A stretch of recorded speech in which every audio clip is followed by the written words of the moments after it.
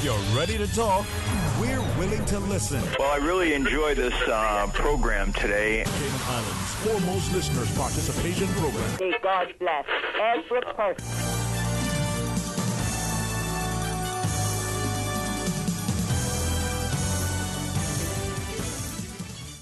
Afternoon, welcome. Thank you so much for joining us here on this truly fantastic Friday edition. This is where you surround yourself with good people and they help to prepare you, get you grounded. And as we invite you to be a part of our discussion, we're going to have a chance to chat with the good friends from DCFS about World Elder Abuse Awareness Day. So please stay tuned for Talk Today. Radio Cayman's Talk Today, the Cayman Islands' foremost listeners' participation program. We ask our listeners to avoid statements or comments which are abusive, derogatory, malicious, or defamatory. Do not use any indecent language or make any statement which is false or misleading. Email Talk Today at candw.ky or call 1-800-534-8255. Courtesy of Flow. Cayman's #1 network that connects you to your world like never before. Let your voice be heard. Once again, here's your host, Sterling Dwayne Ebanks.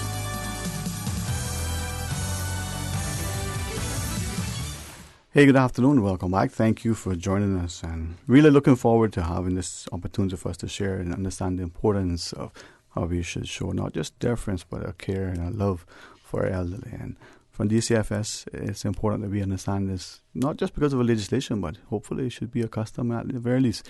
It'll be a part of who we are, and through our humanity, we show the love. Ms. Cassandra, thank you for coming along with your team and for helping us to appreciate what's important. Would you be so gracious, ma'am? Good afternoon, Ms. Cassandra. Good afternoon, Mr. Sterling. Thank you for having us. The Department of Children and Family Services, our Elderly Services team is here, and we are happy to be able to talk today about World Elder Abuse Awareness Day 2019. This is a United Nations Day, and Saturday, the 15th of June, is designated as World Elder Abuse Awareness Day. It was designated in 2011, and we felt that it is important that we recognize this day here to raise the awareness of the experiences older adults have of elder abuse or neglect, and to be able to sensitize the public that there is a particular concern for this issue. What we know from our work with DCFS is that as a part of aging, older persons experience changing lifestyles where there is changes in their lives because of chronic illnesses, dementia, just becoming more frail, having disabilities. And these things make them vulnerable because they have to be dependent on other persons to care for them, but they're also isolated from the community. So as we all are aging, or we hope to age successfully, we want the public to be concerned about equal treatment for all persons, irrespective of their age or their ability, and to also recognize that elder abuse is a global issue, okay, and it threatens the health and human rights of our older persons. So it's something that all of us, the entire community, needs to be aware of, and then how we can take steps to bring changes from that. One important piece of information that I wanted to share that came out of the United Nations website was that the global population of older persons is increasing, but because of that, it is expected that the numbers of elder abuse will also increase. And from that information, then it is indicative that will affect the Cayman Islands. So I think it's really timely that we look at the issue of elder abuse and what we can do towards it. I certainly appreciate it. I think as we look at it too, even those of us who may genuinely be very vested in the lives of our elderly, whether it's our parents or grandparents, or even sometimes, older siblings, we see that in some of the families, we may be loving and kind, but not recognizing that they're isolated in a sense. And as we go through, could I, for our listeners, as I go around the table, maybe have the introduction of your elderly service team? You want to do that, Miss? Certainly. All right. There are 6 of us here today, but we're missing one member who is a registered nurse, Nurse Thelma Richards. She's not here with us today. We have 4 social workers, Miss Sigrid Menskart, Jasmine Powell, Tempora Wesley and Caitlin Connor, and one social work assistant, senior social work assistant, so Miss Sophia Walker. And they're all here with us today, and they're going to share quite a bit about the causes of elder abuse, as well as what we can do to help prevent elder abuse. And I think it's important that we make mention that these are things that we're seeing from the work that we're doing within DCFS. So this is really the cultural context of the Cayman Islands that we're seeing this information. And I think that's going to be, it's instructive when we look at the Cayman context. Too many times we see things statistically, we'll watch the international news and we say, oh, that's there, but to what extent is it here? And how many times when we look at something, are we too willing to say, well, that's an isolated incident, that's just them, that's just over there? One is too many, but how is that indicative of the wider populace? It's something that we should take on board. Certainly. There's several different types of abuse of older persons that we're seeing, that we're seeing quite a bit more here in the Cayman Islands. So I'll let Ms. Sophia talk a little bit about the particular types of abuse that we're actually seeing. Thanks, Ms. Cassandra. Sterling, I'd first like to give a definition of what elder abuse is, and it's considered to be an act of physical or mental mistreatment that threatens or causes harm to an elderly person, whether it be by action or inaction. And as Ms. Cassandra was mentioning before, what we see or with the issues that we're facing in DCFS that's common to us is physical abuse, where an elderly person, you would see a caregiver or a person in trust, person can be kicked, punched, or even pulling of the hair, squeezed, instances like that. And then we have emotional abuse. This is distress through verbal or nonverbal acts. And you would see this being by name-calling, cursing after the elderly person, shouting at them, making threats, and also isolating them as well. And then we also have neglect, which is a frequent one. Neglect is a failure to provide the basic needs for the elderly person, such as food, water, shelter, clothing, basic necessities. We also see where neglect is found where persons withhold medication, they withhold medical care. They also fail to monitor the needs of the elderly person, keep them in a sanitary state, by hygiene-wise for their body, and they're making their area comfortable. It's not sanitary enough. And one of the greatest neglect is leaving the elder person alone by themselves. And sometimes this is all night or all day. We also have the abuse of abandonment. And this is where the elderly person is deserted by persons responsible for their care. They're sometimes left, just dumped at the hospital and left there all day, particularly for a person who are diabetic and stuff like that, nothing to provide for them to keep their sugar levels intact. They're left at shopping centres, and they're left alone with no care at home, and those are considered as abandonment. Sometimes people are even in the homes and in the hospital, and they're left there for long periods of time, no family visits or anything like that. It's just the hospital staff that's caring for them.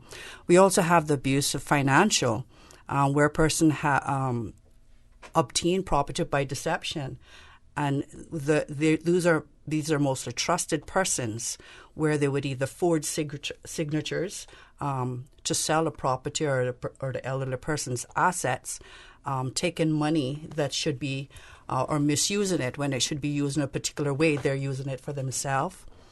And one of the most common abuse that we see in the form of elderly abuse is self-abuse, where the elderly person is unable to care or perform for their basic needs. And this is due primarily because of the physical or mental impairment that's going on with that person.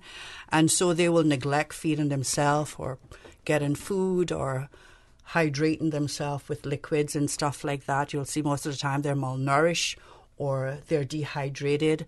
You'll see where they're neglecting to care for themselves, and so they're not as their hygiene is very poor.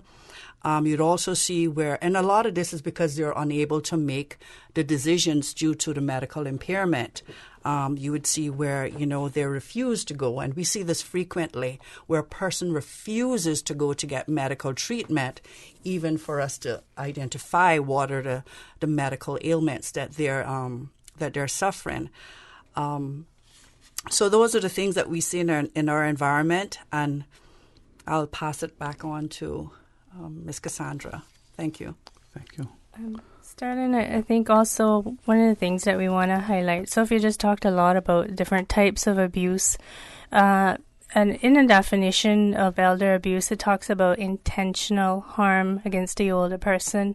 But sometimes what we're seeing in the cases is that it's not intentional, in the sense that the family or the caregiver does not understand the changing behavior of the older person, or they just don't have the resources to be able to provide towards the care of the older person. So that's where our department comes in, where we try to assist them then with being able to set up a support system to care for the older person, and trying to provide them with the information or referring them to sources where they can get information about changing lifestyles or taking care of their older relative. Sometimes people really have a great concern, but they just also cannot handle how they care for the older person. Sigrid? Yeah. Let us talk a little bit about what causes elder abuse. So what really contributes to the occurrence of elder abuse is generally like a combination of factors. What we see is psychological, social, economic factors, but also mental and physical factors that contribute to the causes of elder abuse. The burden itself of caregiving, it's a big burden for a lot of people, and it can be very stressful if you have to help someone with toileting and bathing and things like that. So that is also a big cause. The difficulty of providing care to a physically or emotionally impaired elderly individual can be very, very overwhelming. Some elders are suffering from depression, confusion, Alzheimer's. We have a very big population of elders with Alzheimer's disease. And that is really difficult to have the right care for those people. And sometimes people with dementia and Alzheimer's, they wander around the streets, so you will really have to watch them 24 hours a day, which is very difficult to do if you have a job and you have other things to do. Now, a very big cause that we see a lot on the Cayman Islands is family conflict, and I think we talked about it before when we were here. Dysfunctional families that do not communicate about what needs to happen to their parents or to their parents that is old and needs a lot of care. In some cases, there are siblings that have different views about what care is needed. They fight about what needs to be happening. Sometimes there's only one person that takes up all the care, which is a very big burden, and it causes a lot of tension and stress. And sometimes those frustration and angry feelings will put it onto the older person, or fight in front of the older person. I've seen that before as well. Then there's financial problems. It is expensive to pay for a caregiver, especially when you need someone 24 hours, when you have a job to do. That is a big burden for people, the financial part of it. Then other causes are personal problems, substance abuse. We see sometimes that family members that live in the same house have mental disorders or mental problems, are abusing alcohol, for example. And they're all in the neighborhood of this older person that is maybe bedridden. You can imagine that puts a lot of stress onto that person, and that person is not, shouldn't be around all that behavioral, all those problems. And we should just try to keep older person safe in their own house. Yeah.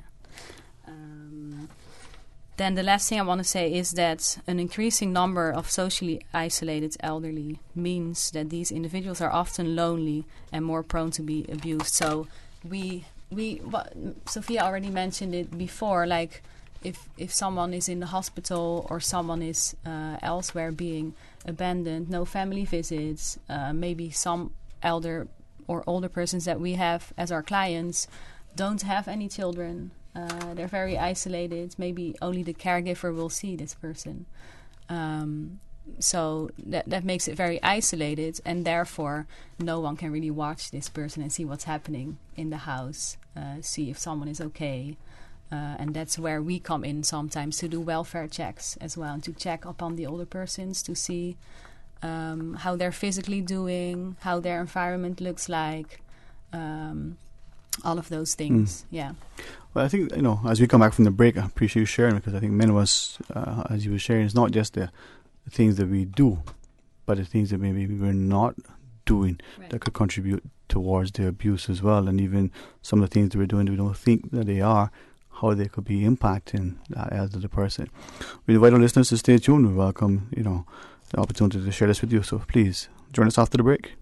It's time to stop giving dads tools and ties for Father's Day. Dads want to relax just as much as you. Get the ultimate chillaxing beach kit for Father's Day at Savannah Pharmacy. Beach shorts, shirts, flip-flops, water shoes, goggles, towels, and sunblock. Let Dad kick back and relax this Father's Day. Gift baskets, including domino sets, coffee mugs, and so much more, are also available. Get all of your Father's Day purchases at Savannah Pharmacy and Countryside Shopping Village, or call 946-3336. I love my daddy, yes sirree.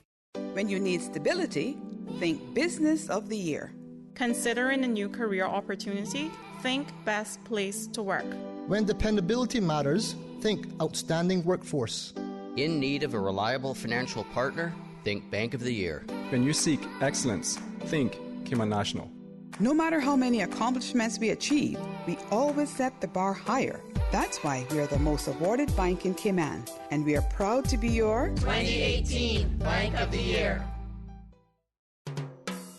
Support our port, support our tourism. Did you know Georgetown's revitalization goes hand in hand with a new cruise terminal? The project will create jobs and entrepreneurial opportunities for Caymanians, and Georgetown will once again be a hub for visitors and locals alike, a capital we can all enjoy. Learn more and spread the word. Support our port, support our tourism. Tomlinson Furniture and the Mattress Gallery would like to wish all the dads out there a happy Father's Day. We appreciate all you do, and for this, we're extending an extra 10% off our already low prices on selected items for this Saturday only, June 15th. Surprise them or bring them. Recliners for $350 and mattresses for him to relax on before buying, and some of the best pillows on island. Help make your dad more comfortable during this one-day only promotion. This Saturday, June 15th, Tomlinson Building at the corner of Hospital and Walker's Road. Happy Father's Day. The 8:12 a.m. Weather Report, Monday through Friday, is proudly sponsored by Super Stitch Sewing and Fabric Center. Super Stitch Sewing and Fabric Center is your one-stop shop for all of your sewing and alterations, fabrics, household items, craft items, jewelry, beads, and decorations. Call Super Stitch at 949-2833 or email customercare@superstitch.com.ky. Super Stitch, located 39 Pasadora Place, Smith Road, is still offering the best prices in town.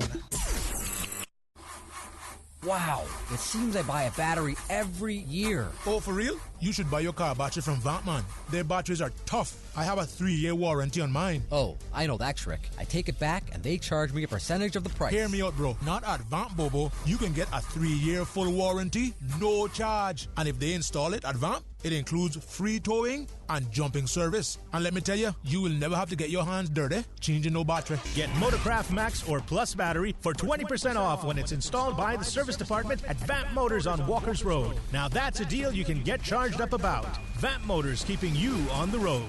Extended through June. Talk today. But I do have some questions. Talk today. Cayman Islands' foremost listeners participation program. Talk today. Because there are more questions than answers. What the public is saying. Waiting to take your calls right now. Sterling Dwayne Ebanks.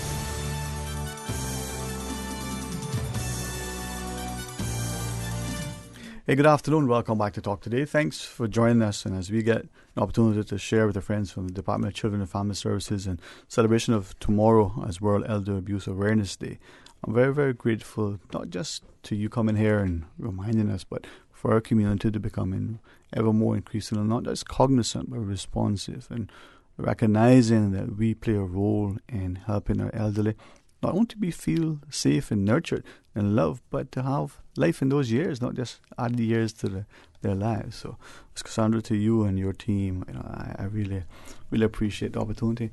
As we continue the discussion and get a chance to share, I mean, things in one part of the world may be sort of very similar to things in other parts of the world, but sometimes they could be completely different because of the economics, the cultural ethos, the physical landscape, even the political landscape. But sometimes, what you see in one place could be what you see in other places. So, get a chance now, Miss Caitlin Connor. Good afternoon. Welcome. Good afternoon. So I'm going to talk a little bit about the role of culture in elderly abuse. So cross-culturally, elders are one of the vulnerable groups found to be consistently involved in family violence. Caymanians and non-Caymanians, elders residing here in Cayman have a proud history of embracing a strong sense of community, which has been a critical protective factor against hostile circumstances. These community support networks can include extended families, church, neighbors, and service groups, as well as professional organizations. Experiencing a strong sense of community can provide elders with their relatives a unique sense of belonging, social support, safety that will help them cope with the challenges of aging, abuse, and neglect. So while there's a strong sense of togetherness, Cayman is made up of a close-knit community, or several of them, and elders are still being abused by family members and others in the community. Unfortunately, this remains a problem because, elderly feel ashamed, embarrassed, particularly if a family member is the perpetrator. Also, they worry that they will be forced to live in a nursing home, which sometimes happens. They feel guilty or somehow to blame. They worry that they will be forced, they're in denial that abuse is occurring, or unaware that they're experiencing abuse and neglect. Also, Cayman is made up of a lot of cultures, so some of these cultures believe that elderly person is treated badly because they did something to deserve it. They believe that the parents abuse them as children, so that's their way of getting back to them. That while some cultures believe that yelling at them is perfectly acceptable or no harm is done physically, it's more of an emotional and mental aspect that a lot of people don't recognize. And lastly, they're afraid that if they do report it, the abuse will get worse. So, the department remains aware that the possibility of denial, minimization of elder abuse and neglect within families is, there. So we want to continue providing support and embrace our current interventions and other approaches so that we could prevent the abuse, but we also want to hold persons accountable for the abuse and neglect, which we hope that will eventually be terminated altogether. As I listen, sorry, Ms. Cassandra. Yeah, I just wanted to add there, what Caitlin said, we have experienced some real scenarios there, especially with things like financial abuse, where the older person has been taken advantage of and money mishandled by family members. Sometimes they might say it to somebody and then it gets reported to us. And then when us as the authority figure steps in, the story has changed, and if the older person does not want to report it for fear of being further abused by the family member.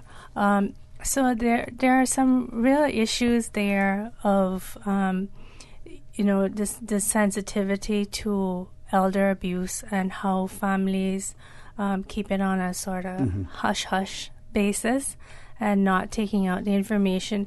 These are, well, I don't want to say that elder, it's not new to our society, but I think it's now new, the steps that we're taking to try to tackle elder abuse and be able to bring some justice to the issue of elder abuse. Correct. It was something like, you're not supposed to talk about it, keep it within the family at most. So, as I listened to you, I was thinking that victims of abuse, whether it's a spousal sort of relationship or whether it's the elderly, the same sort of behaviors, embarrassment, don't want to talk about it, don't want anybody else to know, keep it here.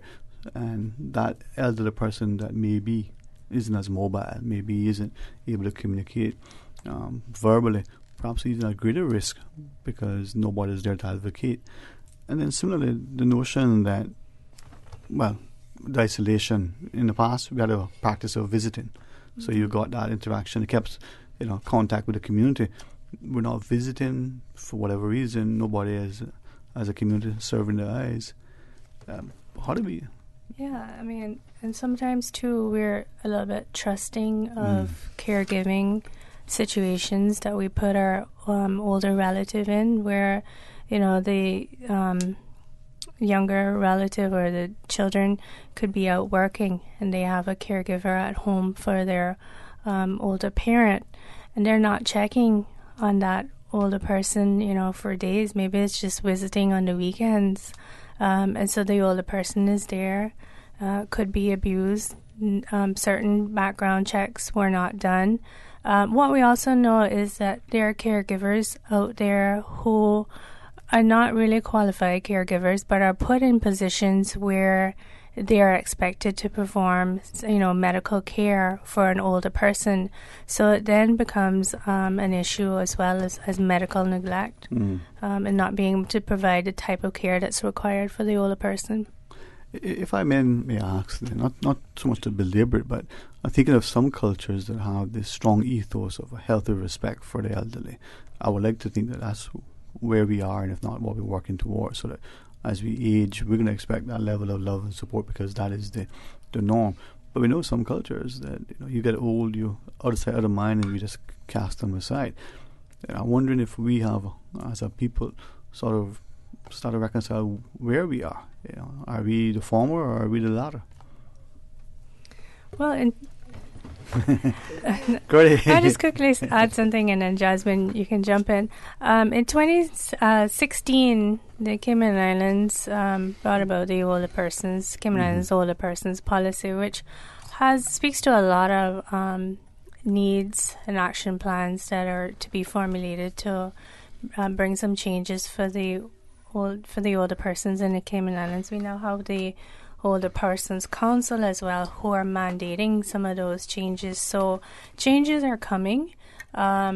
We have started doing quite a bit within our department in regards to trying to help keep older persons participating in community, and being able to show the value of older persons within our society. So I believe that there is still a lot of growth that's needed to be able to provide services for older persons, but we're making some steps towards it. I believe the authentic culture of the Cayman Islands does protect our seniors, but the more we grow and develop and become more multicultural, that has influenced our relationship with family, what we think about our elderly, how we treat our elderly. So I think there, as you rightfully said, Dwayne, there appeared to be some form of a shift in our cultural perspective. And I think it's all of the influences. It's a global, multiculturalism is global, but it does affect an original culture significantly. And what we're noticing is that somehow the fabric of our culture in terms of respecting and caring for our seniors, there has been some form of shift. Maybe more likely there were some form of abuse that has been going on. But with our department, it surprises us to see how evident this has been, and how prevalent it has been in even the year, since the past year that we have established this unit. All right. Susan reminds us of a break, how quickly it comes. When we come back, we'll continue the discussion and get a chance to even talk to you about some preventative measures. So stay tuned, please, for Talk Today.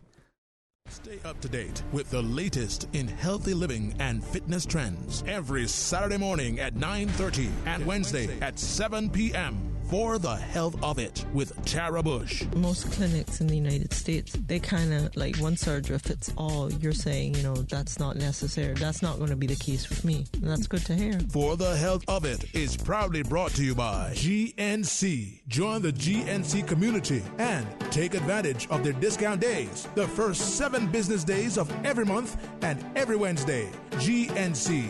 Believe in the power of nutrition. RC Fusion featuring Billboard pop hit songs and more from the 70s to the 90s. RC Fusion. Weekdays from 10 a.m. till 12. RC Fusion. Brought to you by Tasty Patties. Baked fresh every 30 minutes. Available at Tortuga locations, the Patty Express Industrial Park, and Bake It and Take It on Eastern Avenue. Get tasty now. It's hard to shop for Dad, isn't it? He seems to have everything and loves anything you buy, but you want that special gift. So now is the time to head down to Christian Enlightenment Center. You will find Christ-centered resources that educate, encourage, and inspire. Show Dad your appreciation for his love, kindness, and the strong support he's given over all these years. Make Christian Enlightenment Center your first stop for Father's Day gifts that will leave a lasting impression on your dad's heart. Christian Enlightenment Center, open 9 a.m. to 6 p.m. Monday to Saturday in Georgetown. Did you know that once properly sanitized, some tinned food items may still be safe for consumption after coming in contact with floodwater? In order to properly sanitize these tins, always remove labels and then wash tins in a strong detergent solution using a brush to get rid of excess impurities. Tins must then be immersed in a solution made of 2 tablespoons of chlorine bleach per gallon of water for 10 minutes. Ensure that containers are air-dried before opening. For more post-hurricane food safety tips, visit the DEH website at deh.gov.ky. Support our port, support our tourism. Did you know in the 15 years that we've been discussing the berthing facility, our competitors have pressed on with construction and now welcome the larger ships that pass us by? It's time we build our piers. Looking forward, looking bright. Learn more and spread the word. Support our port, support our tourism. Talk today. But I do have some questions. Talk today. Cayman Islands' foremost listeners participation program. Talk today. Because there are more questions than answers. What the public is saying. Waiting to take your calls right now. Sterling Dwayne Ebanks.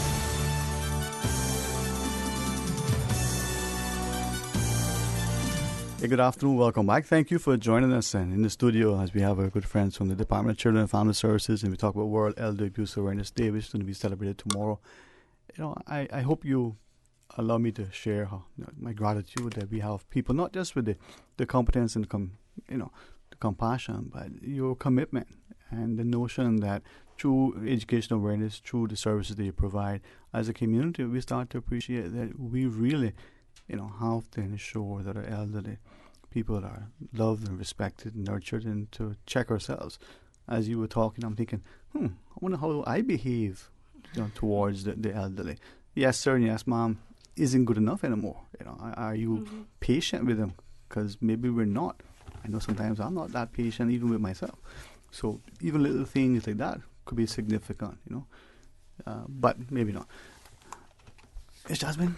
Yes, sir. How's that headset? Comfortable, huh? Yes. No, share with us. And as we get through, I had to wake up Miss Susan. She's like, on the ball, man. But you were saying earlier, that change in our perspective and as our society and our statistics and demographics indicate that we're aging, which is not a bad thing. I mean, it's good to get older. Aging is a good thing. That's nice. Yeah, I like it. Especially when you live a good life, yeah. Then aging should be your treasure. And the society should treasure you for the contributions you have made to the fabric of our societies, actually. But as I've said before, this is influenced by the culture and the changing culture of our societies. And I think that's why we have more institutions and organizations and programs that protect our elderly and our seniors because of the changing of society's norms and values, more or less. One significant issue what we have facing our seniors, it's a global issue, is that of ageism, bias towards our seniors, where you think, well, they're old, they can't do anything anymore, they can't make any further contribution. Even though aging is defined as being 65 and older, that debatingly can be considered ageism because you're actually saying you are old at 65, where in fact we have 65-year-old seniors up to 70, the literature calls them young old, that can still make significant contribution to our society, can maintain their normal jobs just the same. And even though we may want to do the shifting to make the younger minds take over, I think it's time for our society to become more creative in finding activities and areas that you can utilize and incorporate the knowledge and the wisdom of our seniors in the sustenance of our society. I like that. Yeah, I think also what we have to recognize with ageism is some of us have our own personal stereotypes against persons who are aging, persons with disabilities as well, that helps then or creates this stigma in society against older persons. I said earlier about the varying disabilities and chronic illnesses that older persons have. People just have to be sensitized to them.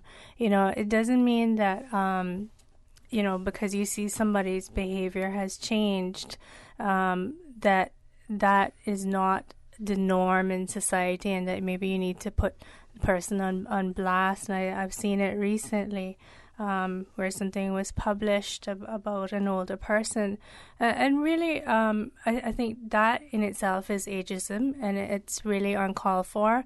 And we need to recognize that persons who are aging, persons with these diminishing abilities, still need to be treated with dignity. So much so, man. Really true. Prevention, it says, better than cure. I mean, can we prevent Of course, elder we can abuse? prevent. All right. Help us. The first step, Sterling, in preventing elder abuse is to recognize that no one deserves to be subjected to abusive or neglected behavior. And we have some ways that we'd like to share with the audience, things that they can do at home or with their relative, wherever they are. Have your elders stay nearby and stay close to family if possible. Yeah. That will decrease the chance of abuse. Keep in contact with them. By keeping in contact with them regularly, you're going to check if there is anything abnormal, something that has changed. You will catch that right away. Encourage elders to attend community events. We have community events in all the districts here in Cayman. And from those communities, we receive some referrals sometimes because the elderly, they share what is going on in their life with the other fellows. And that's another way to prevent elder abuse. Another way is don't allow the elderly to live with others who you know are or may be abusive. There are some people that they have some abusive behaviors in the past. It can come alive again. And you need to prevent those people to be in contact with your elderly. Make sure they stay active. Activity is important for everyone, no matter the age. Staying active in old age can also prolong that person's life and decrease chances of abuse. Another way is for the elder to be responsible and aware of their own finances. By knowing where the money is going, elders are less likely to become victims of financial abuse. and we have some of those cases as well. Another way is be selective with caregivers. You need to know who you are hiring for your relative. You need to check how they treat your relative, how they relate with them. In that way, you know if that person can continue providing care for your relative. Mm-hmm.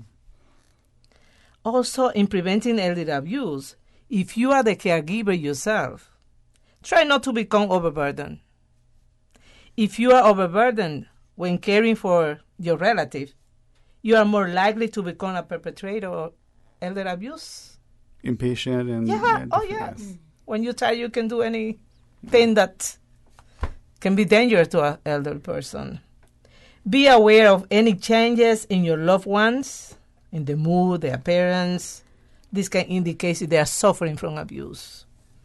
Also, when you are providing care to your relative, if you feel tired, go and get some therapy group, get somebody else to help you come and help. In that way, you can prevent elder abuse as well.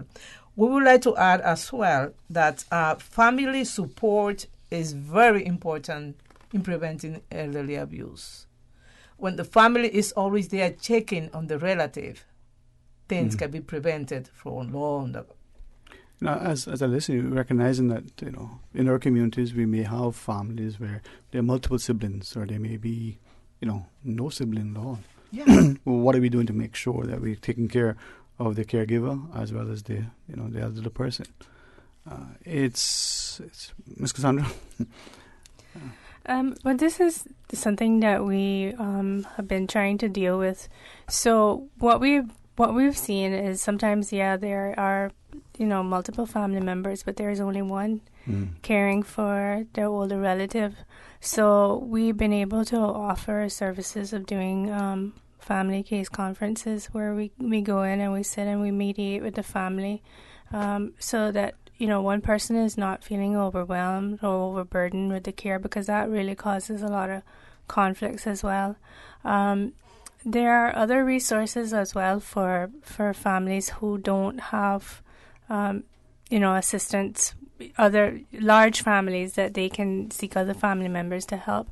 So we've been able to assist some families with seeking out the services of other caregivers, because sometimes, caring for an older person needs at least 2 caregivers for around-the-clock care. So we've been able to help families with that as well. We certainly want to, invite you to come back on as often as we can, because I think our society, at least I'm, prayerful that we are indeed a loving, caring, nurturing society, not just for elderly, but specifically for them. The society is judged by how we take care of the most vulnerable, so our children and our elderly, but there are times when we don't, and that's the sad reality. And sometimes we get so busy with our own lives that we can't, to the extent that we would like to, financially and time-wise, so maybe we can. So, Sterling, recognition of tomorrow, United Nations World Elder Abuse Awareness Day, we have a video that we are presenting on CIG TV, but we're also going to have it out on YouTube. It's a presentation done by Dr. Sandra Samuels from the University College of the Cayman Islands, and the presentation is called Sustaining Older Persons, the Sociology of Aging, and it was something that we felt was very important to be able to present to the public, talking about the aging process. So it's helping persons to understand better the aging process, and within that we feel then that can help persons to be able to flag any potential issues of elder abuse and help prevent elder abuse. And I could just describe it real quickly. She's going to be talking about factors that influence aging, the role of emotions in the aging process, life after retirement, personal meaning and spirituality in age. She's going to describe biological changes in the body, changes in social roles and relationships, retirement, what it means to different people, and cultural values and caring for the elderly, and also ageism, which we talked a little bit about here. All right, well, certainly, send us, excuse me, talking too much earlier today. Maybe we can link it to our Facebook page as well for you, so get it. Yeah, so it will. We're going to put up the link on our DCFS Facebook page, but the government Facebook page as well. There you go. Thanks very much. And honestly, I'm very, very grateful for not just your personal commitment, but collectively what your elderly services team is doing and your willingness to come and share. And hopefully as a public, we'll appreciate that each one of us has a crucial role to play in the care of our elderly. God's willing, we'll get there one day. Would we like to be treated with respect? Well, respect begets respect. So invite you to enjoy your weekend, get some time and relax for yourselves.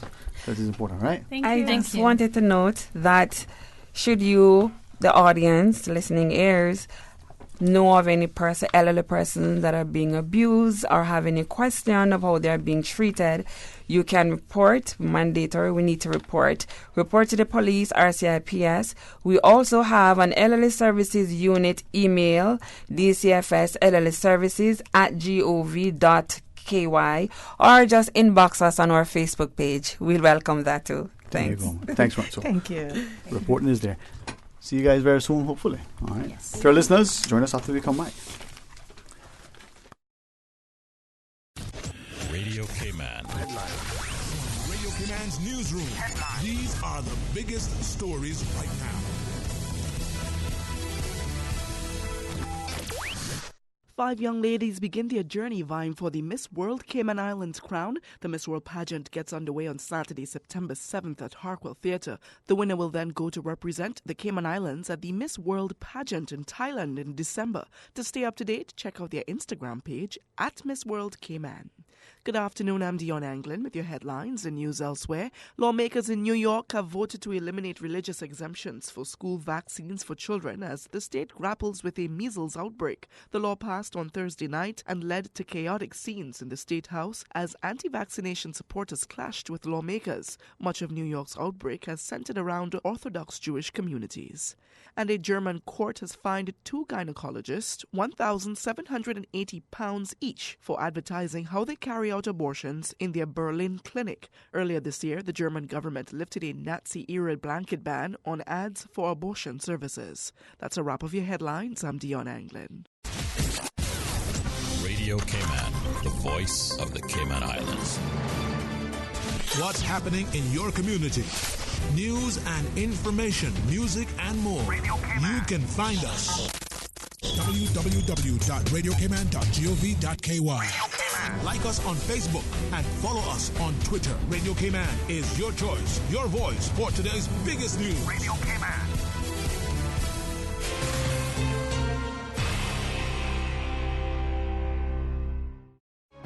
Sometimes having a middleman is not a bad thing, especially when it comes to insurance. Do you know that when it comes to cost, ease, speed, and peace of mind, insurance brokers ranked higher than when customers buy direct? So, for all your insurance needs, call Fidelity Insurance. We're the middleman you want. Call 949-7822. Fidelity. We're good for you. At Seaboard Marine, customers often ask us questions about their shipments. I have various items coming from different suppliers that I need to ship to Cayman. Do you offer consolidation? Yes. Seaboard Marine offers consolidation for full and less than container loads. We can hold your packages at our Miami warehouse until everything arrives and ship it all in one go. And we have the best rates to Grand Cayman. Visit seaboardmarine.com for more information. Shipping shore to shore, King Sports Center Art of Fun Summer Camp is back from July 2nd to August 2nd. Now in its 15th year, the Art of Fun Camp is ideal for kids ages 5 through 10 with activities from football, basketball, dodgeball, squash, rock climbing, arts and craft, dance, singing, and more. Your child can practice physical and social skills while having fun in a safe and secure environment. For more info, call 946-KING. Like King's Sports Center on Facebook, and you can also find them on Instagram or call 946-5464. King Sports Center, providing you with all your fitness, recreation, and relaxation needs. Register before May 31st and save 10% on camp registration. Talk today. But I do have some questions. Talk today. Cayman Islands' foremost listeners participation program. Talk today. Because there are more questions than answers. What the public is saying. Waiting to take your calls right now. Sterling Dwayne Ebanks.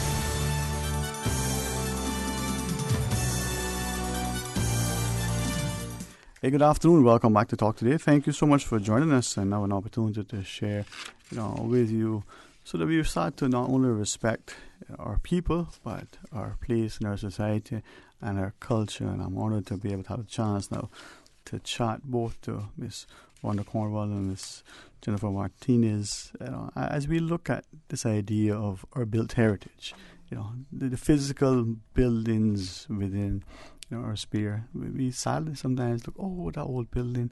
Remember when?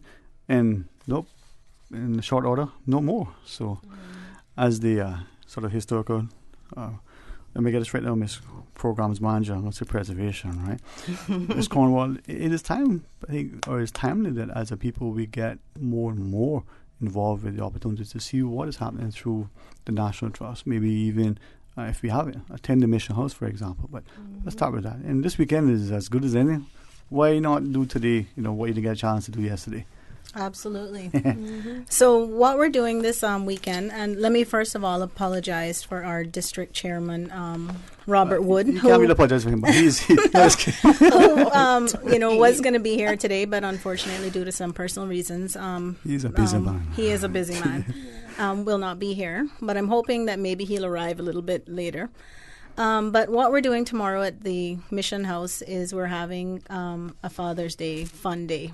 Mm-hmm. So what we're hoping to do is we're fundraising to, as you mentioned, these old historic homes have quite a bit of upkeep and maintenance, and even the new ones do. But one of the projects that we've taken on to fundraise for is our boardwalk.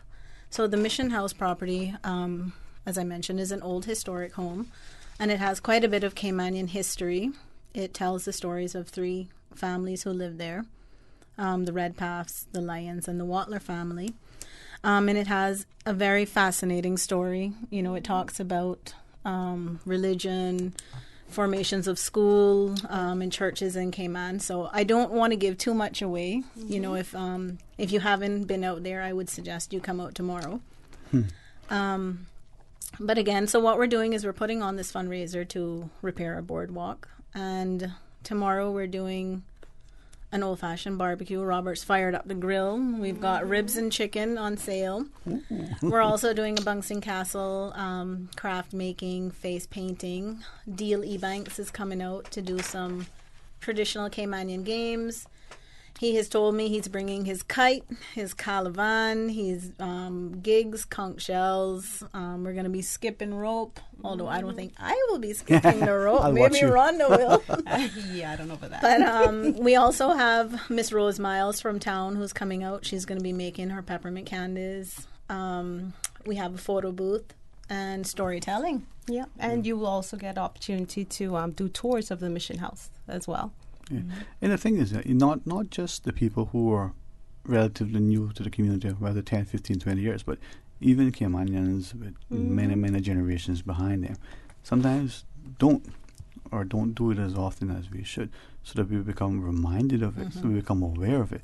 And I even speak from personal experience. When was the last time you went to this place? And the Mission House is one of those things that we should do very often. Absolutely. I mean, it's something, in fact, I think is so important, really, to keep our history, our traditions, and our culture alive. It's, in fact, something like this, historical and cultural tours should almost be like part of the curriculum at school. It should be a requirement, at least, before graduation at some point, whether it's elementary or high school. But, again, there's so many of these, traditions that are slowly dying off.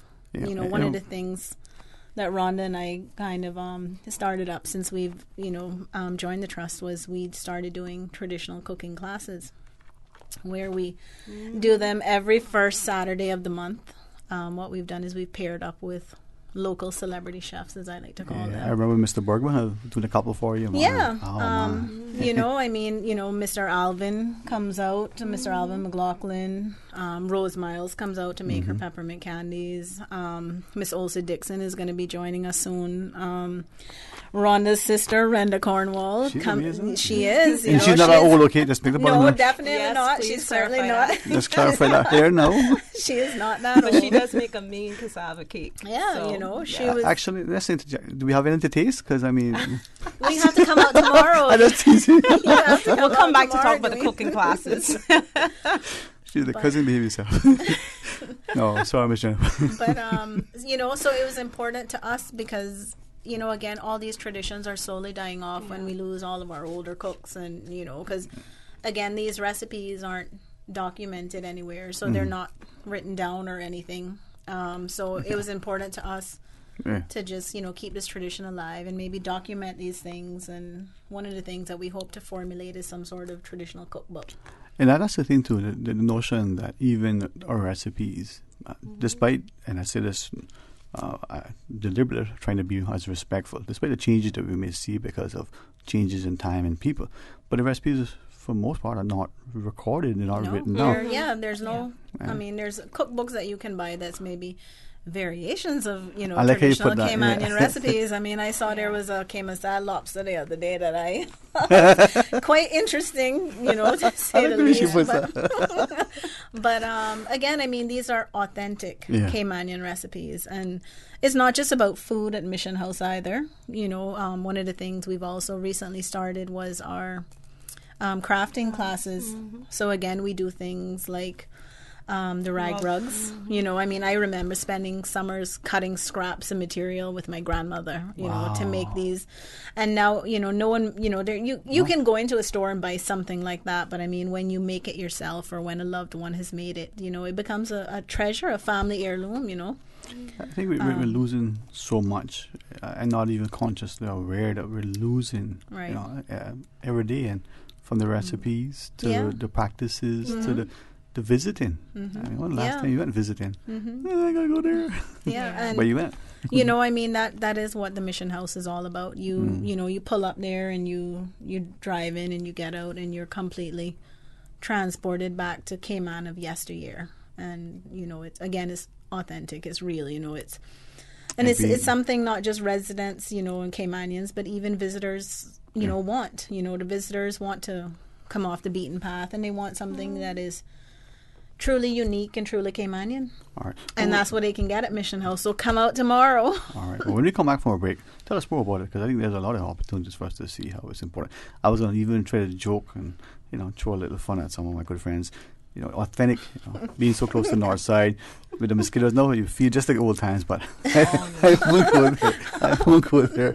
When we come back, though, we invite anybody who wants to share a thought with us, certainly learn more, and have the opportunity to share tomorrow. Particularly, we'll tell you exactly, you know, when, where, and how, and why, and how easy it is, because it's not that expensive.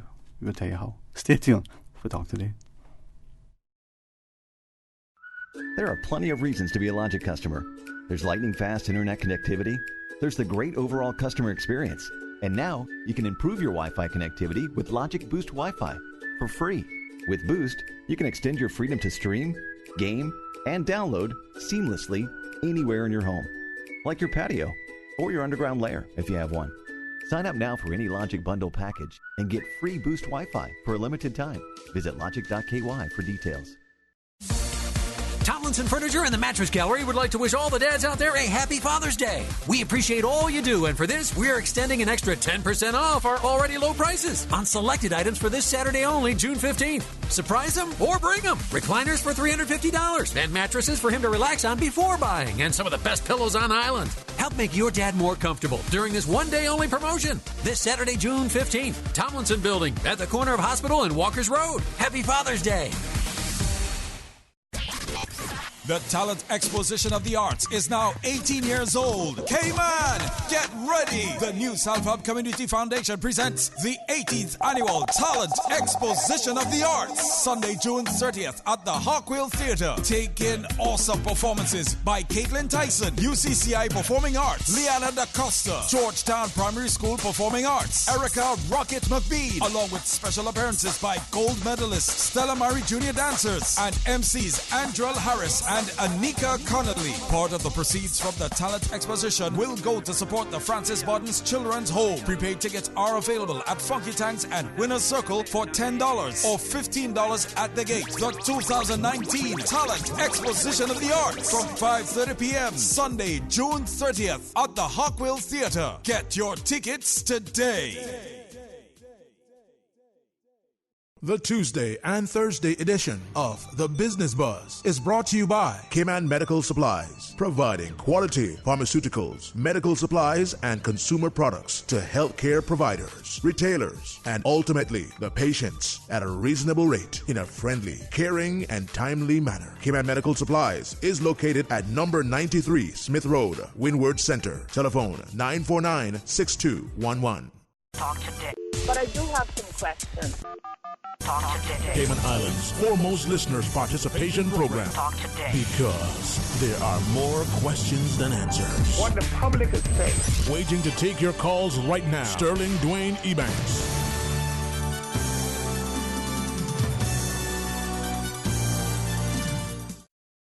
Good afternoon. Welcome back to Talk Today. Thanks so much for joining us in good company of both Mr. Rhonda Cornwall and Ms. Jennifer Martinez. And we get a chance to share with you not just an extended invitation to come out and be a part of what's happening tomorrow at the Mission House specifically, but to be mindful, not if you're only if you're Caymanian or you're called Caymanian by something, but if you live here.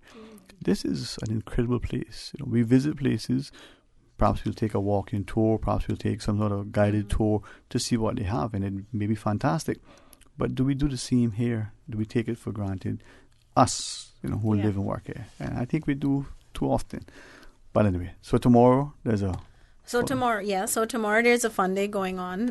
As I at the Mission House, right? At the Mission House from 11 a.m. until 4 p.m.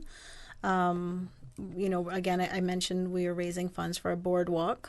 So we're providing a Bunsen Castle, craft making, face painting. Deal is coming with his cultural games. We do have food and drinks on sale. We're doing barbecue chicken and ribs. Large is $12, small is $7. We have a photo booth and storytelling. We also have some amazing raffle prizes. And I just want to mention some of our sponsors as well while I'm here. Lobster Pot, Red Sail Sports, Cayman Spirits Company, Foster's, K-Brew, and the Honorable Dwayne and Partyville, and also DeBlue has provided us with some fabulous prizes. Wow. So those are all going to be raffled off tomorrow, so make sure that you guys come out. And before I go on, I just remembered that Deal said to tell you that he is signing you up for the custard top cornbread and that you owe him a slice. Yeah. So I said I was putting it out here in Radio Land, so there's no backing down. No. Right. That's one of my favorite cakes, right?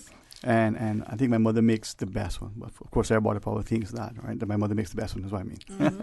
And, I tried it now. I'm honored that we have such wonderful parents. They're loving, they're nurturing, and they're real, right? Yeah. And I think my father is just supportive, but he's honest with it.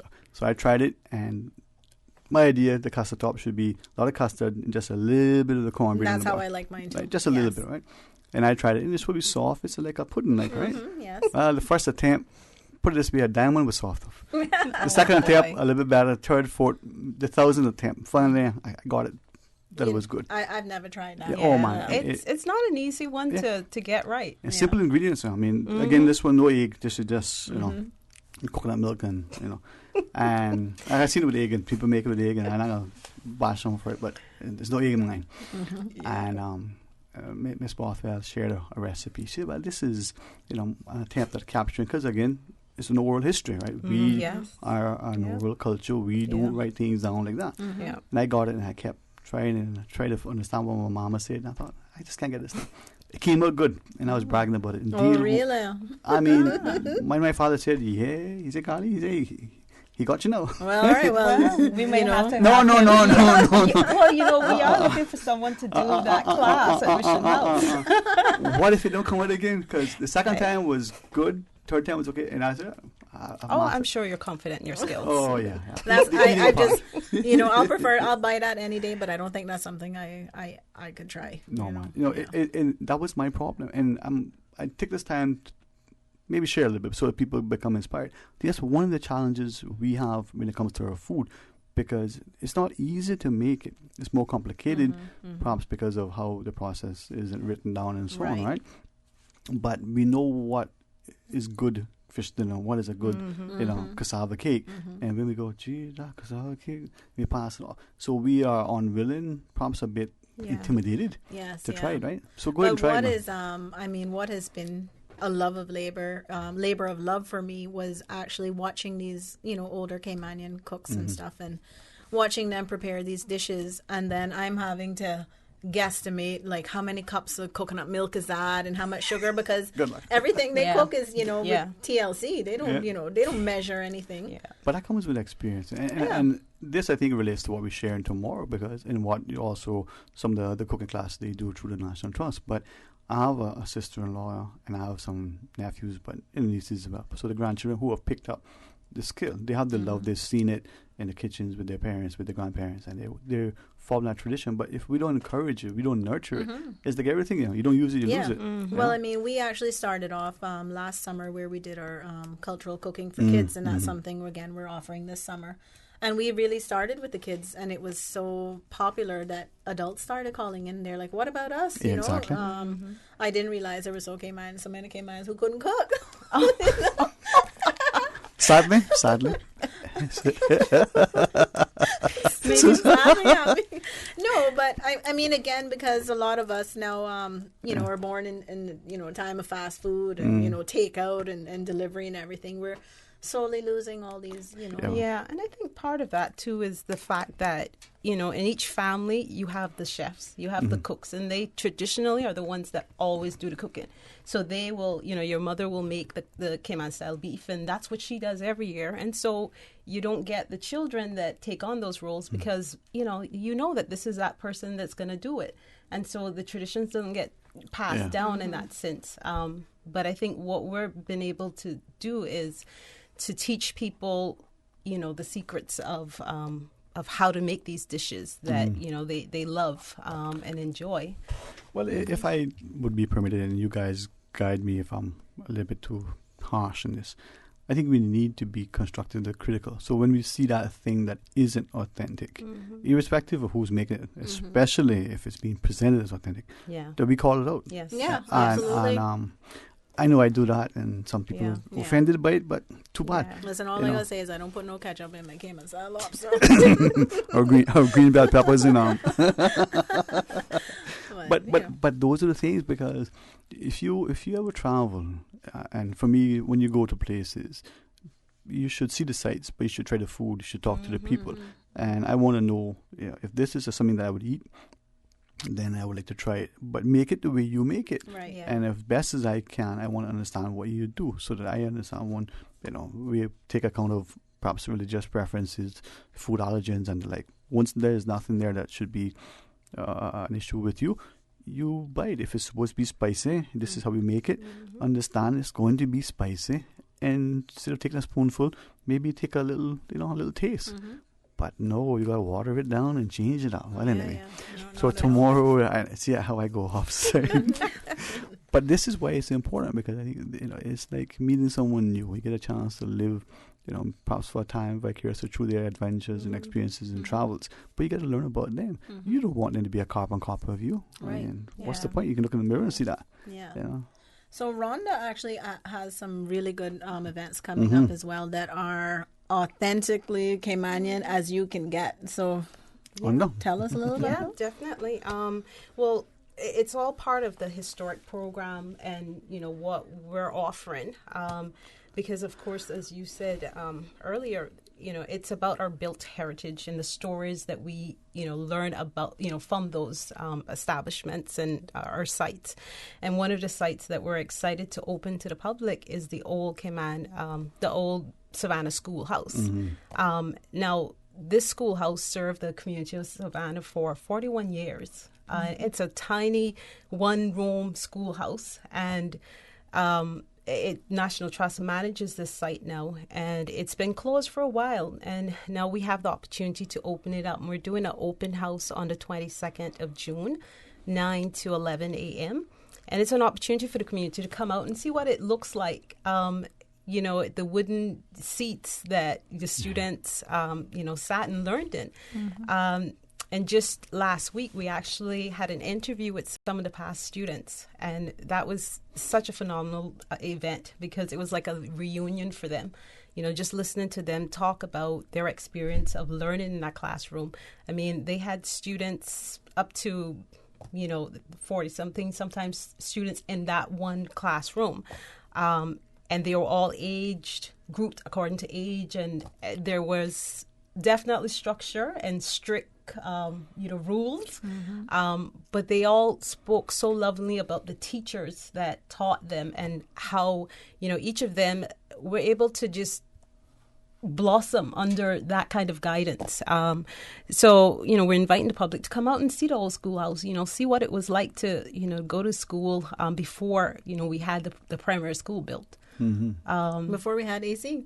Yeah, exactly, because it does not have and AC. Whiteboards and iPads. And oh, my. Yeah, but it's a pretty cool, old schoolhouse, and we should definitely come because it'll give us an opportunity to learn about again, education. We're talking about Mission House and the beginnings of education. But for a lot of the, persons in Savannah, that schoolhouse is very dear to their hearts. So it gives, people, especially in Savannah, to come out and see where, their parents or people that they knew were educated. And I appreciate you sharing that because we talked often about there's nothing to do in Cayman, and yet those who are involved realize sometimes there's so much that they're things that are unfolding that they have, perhaps they knew about it beforehand. They could schedule it. So tomorrow, the Family Fun Day, the 22nd, it's just around the corner. Come out, make a few, sort of detours to your schedule and spend a little time appreciating the importance of that contribution in the schoolhouse. Yeah, and learn our history, know, and that's because, again, it's so important to us as a people to know where we've come from and how we've gotten to where we are today. And part of that, the next event that I'd like to talk about is our seafarers. And, we all know the contribution that our seamen made to the Cayman Islands and building us to be the successful, nation that we are now. And so we have a talk that we're hosting in collaboration with the Seafarers Association. And it's on the 25th of June, and which happens to be International Day, Seafarers Day. So it's fitting that we have this talk, and we'll have Captain Paul Hurlston, Captain Kim Jackson, Dr. Steve McFeel, Dwayne Ebanks, and the president of the Seafarers Association, Mr. Denston Tibbetts, to be able they're going to be on our panel. And so it's going to be great to be able to hear their stories about their time on the sea. And one of the things that I want to throw out there, and I'm going to say too much about it because I want people to come out and support. But Captain Kim is going to talk about his treasure hunting days. Because he used to actually go hunting for treasure, and that was a job that he did. Mitty. No, just kidding. It was after that. Pirates of the Caribbean, right? But yeah, I mean, he'll talk about what it was like doing that. And so I invite everyone to come out. It's a fundraising event that will benefit the historic program for the National Trust, but also support the Seafarers Association and the great work that they do. And so the event is at 6:30 on the 25th till 8 p.m. And ticket cost for National Trust members is $30, and also for Seafarers Association members. And non-members is $35, and then children 5 to 12 is $15. So again, when you come out, you get the opportunity to learn about our maritime and our seafarers' history, but you're also making a worthy contribution to two great organizations that do a great work in preserving the history in Cayman. And I think it reminds us of not just the stories and adventures, but experiences for people, and you get a chance to. I just should appreciate that from this very small place, much as harm. Yes, and I mean, what's amazing is when we learn about our men, at age 16, some of them went 14, to sea. Yeah, some of them, Yeah, some and earlier, that's I mean, that's amazing. They traveled the world, and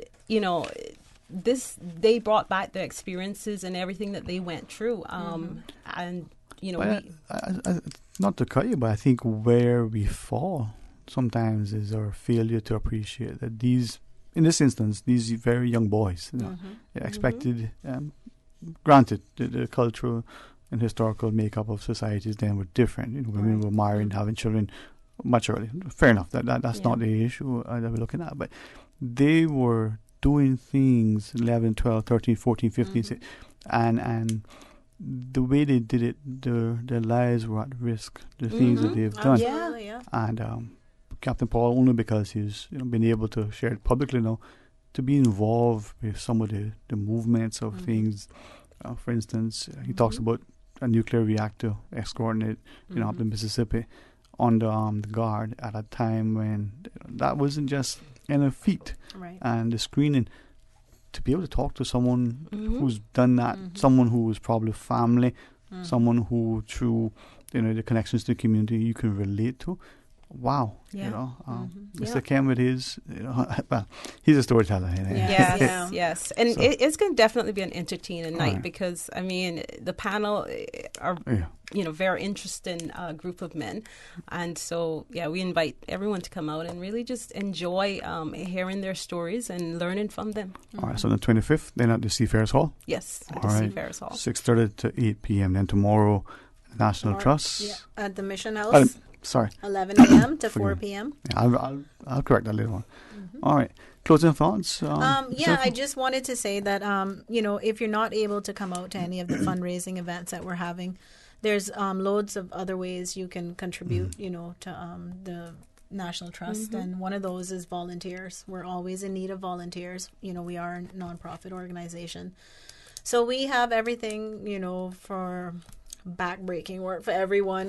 Things from there's administrative type stuff, there's work in the field, helping out with our blue iguanas, if you're very good with your hands, we can always use painters and builders, and so we have something for everyone. So if you're not able to maybe contribute financially or attend any of the events, then just come out and assist whenever you can.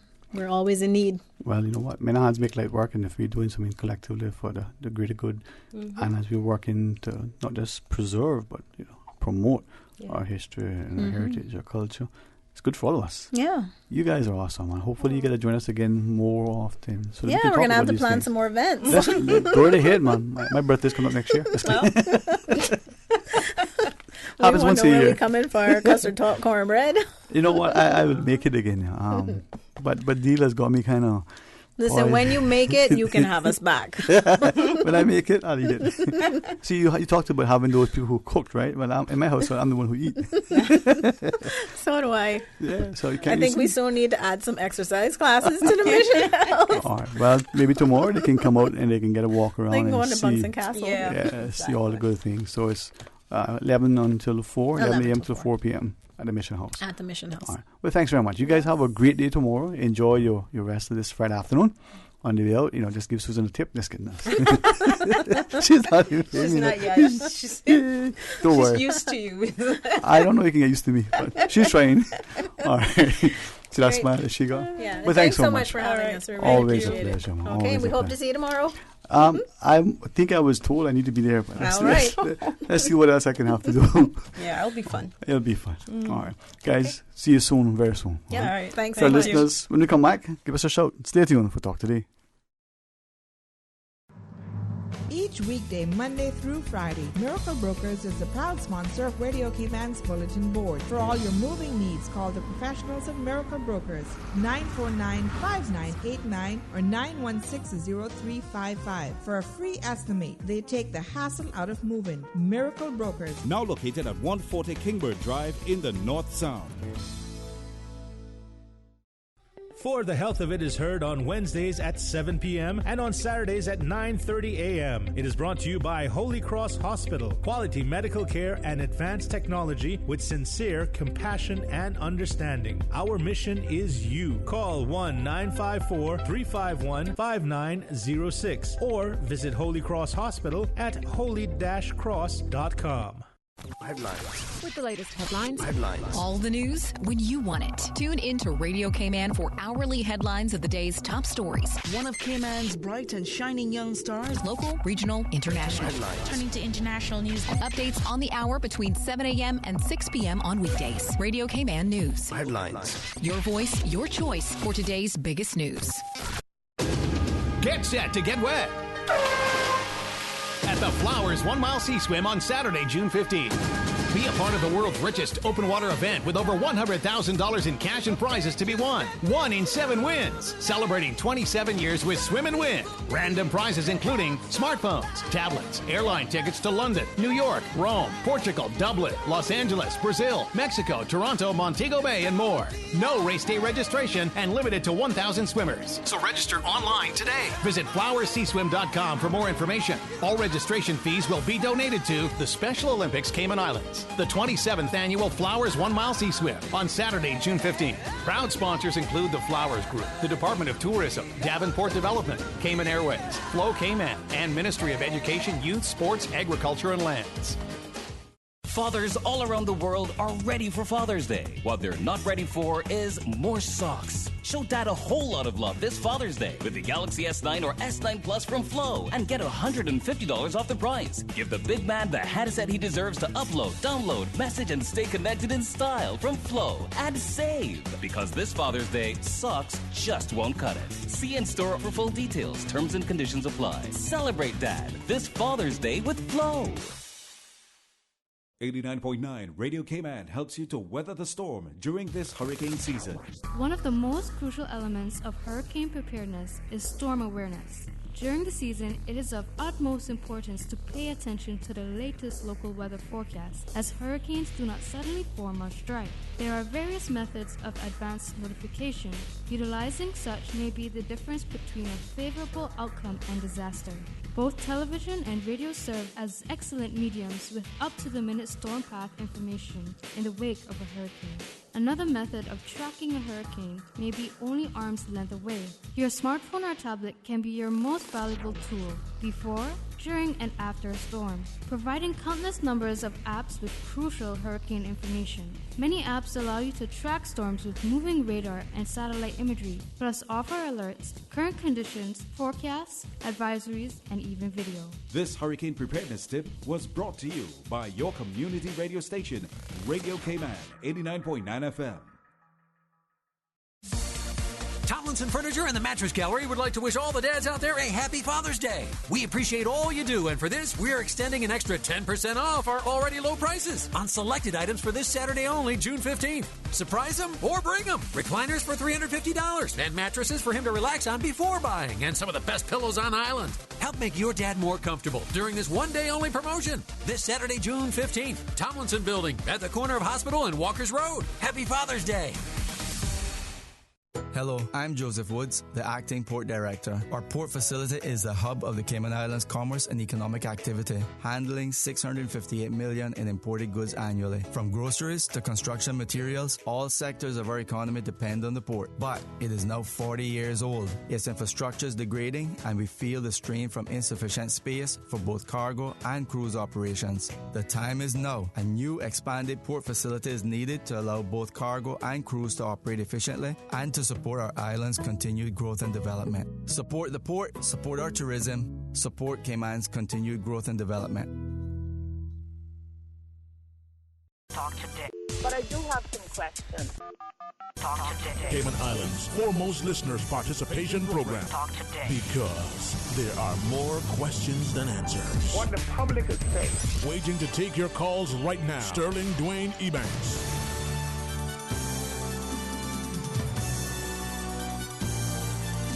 Hey, good afternoon. Welcome back to Talk Today. Thank you for joining us. And as we have it now on our schedule, some open line.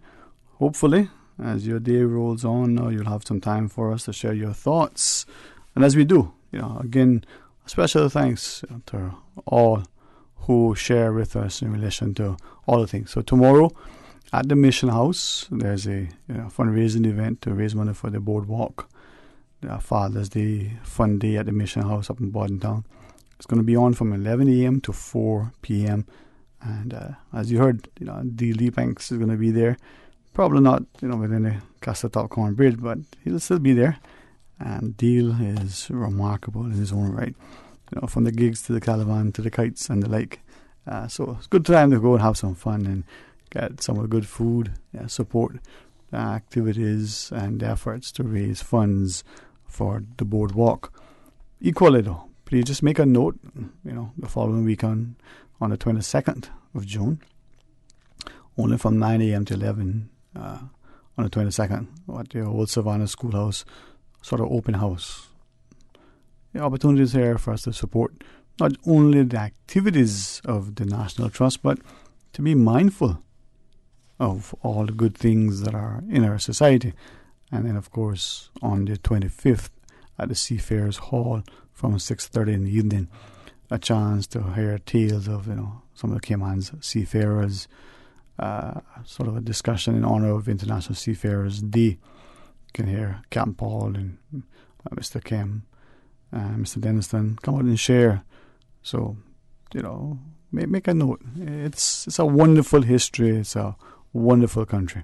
It is now open line though, so let's provide the opportunity for you to share your thoughts with us and hopefully encourage us to not only be supportive, but at times be prepared to stand in the gap, be prepared as I share with you. So earlier this morning, a fellow sort of introduced me to a distant relative of his who he met the fellow some years ago, just by chance. People come and they visit Cayman, they travel around and they interact, and he thought at first, wow, this guy is familiar, something different about him. But, they kept in contact, and over the years, they realized, well, if your grandmother's, grand aunt was this one married to that one, well, there seemed to be some family. And then now with the advent of the ability to do the DNA testing and the like, well, that was all done. Confirm what they thought, and then the historical. Now, quite a distant relative, but even with that, there was still some connection. And so over the years, they say they found a friendship. Got a chance to chat with them earlier, and the distant relative was sharing that, as he understands, Cayman is no longer sort of speak up and speak out to the way that he thought they once did. Let's go to our phones though. Good afternoon and welcome. You're on Talk Today. Good afternoon, Dwayne. How are you? Excellent. And yourself? I am fine. I am wonderful. There you go. Expectant and excited about tomorrow. Tomorrow, yes. And I think you did that speak up and speak out comment before you put me on the air there, because that's what I'm calling about. Also, I heard your list of community events that are happening. And I was calling to. But those are early in the morning, because I was going to get to yours in the afternoon as well, right?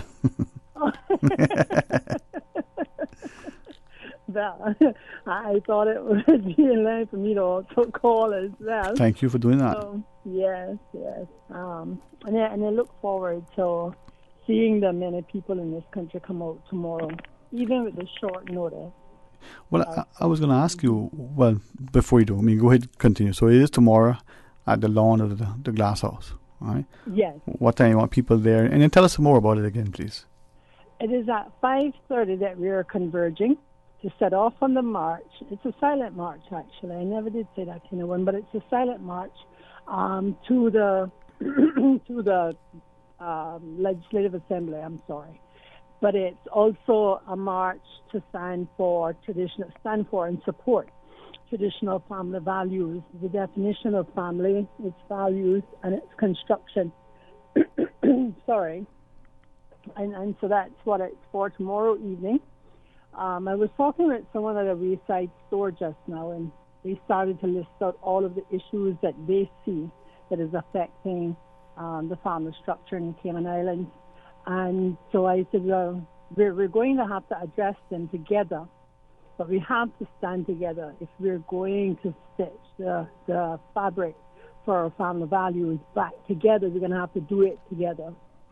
So I'm appealing to the Cayman Islands, those in Grand Cayman. I realize there's a lot of stuff that's going on tomorrow also. But please put this on your agenda, make a special effort to get out tomorrow. Join us for the march, converging at the Glass House at 5:30 to set off on the march at 6 p.m. to the Legislative Assembly, and then we disperse from there. And as you recognize in the whole idea that there's a lot that goes on in our communities, and sometimes they are happening at the same time, so sort of compete for our times. But as a people, we complain that nothing is happening or we're not aware of it. So I'm grateful that you were able to take time to remind people. And if we schedule a day, we can allocate our time in such a way as to prioritize what it is that's important to us, Yeah. If I may ask, though, as you shared, tomorrow's gathering, it's a silent, gathering. It's in the evening, so the cool of the day, as it were. For people who are thinking and saying, well, why is this important? Why should I do this? Your response would be? It's your family. There's nothing that should be more important to you than the future, than your family and its future. Mm-hmm. There are many things that want to command your attention, and there are many things that will distract you away from true purpose. But there is nothing in this island, in this country, that is more important or should be more important to any individual than their loved ones. And when we look at what it is that we're facing as a country and as families and as communities with the LGBT agenda, the indoctrination, when we look at how the family structure is being restructured, and it's not being restructured favorably, it's being restructured in a way that actually has a negative outcome. And more of that will be also presented at the rally on the 1st of July there at the Legislative Assembly, which will be for education and empowerment, enlightenment for factors relating to the family structure and the LGBT agenda ideology. That's what it is. It's an ideology. And so they can come out and they can learn a whole lot more about that on the 1st of July also. Right. But for tomorrow, the reason for you to come is to come and stand for your family. And as we progress along, we're going to have different causes that we stand for. One of the things that we're looking at now is the right to education and housing. And so that's something that we will address with Cayman Cause and with other organizations in the community about how do we get a grip on this housing issue. How do we cause government to reallocate finances and so on and so forth? How do we properly lobby for the betterment of family and its values and its needs? And how do we promote the family? How do we enable individuals in their family to be able to provide for their children? One of the problems that we have even with the family now is that you have both parents working 2 jobs to try to provide for the children that they have and pay the bills, because living in this country is so expensive. Now, if both parents are working 2 jobs, who is guarding the family? Sorry? No, and as you said, and those values and the like. There was a time when, in the political sort of realm, we saw it often during the U.S. elections for different things, including the presidency. And even here, maybe we copied it, maybe we related to it. There was this constant sort of call for preservation of family values and the like. It seems that that's not the same anymore.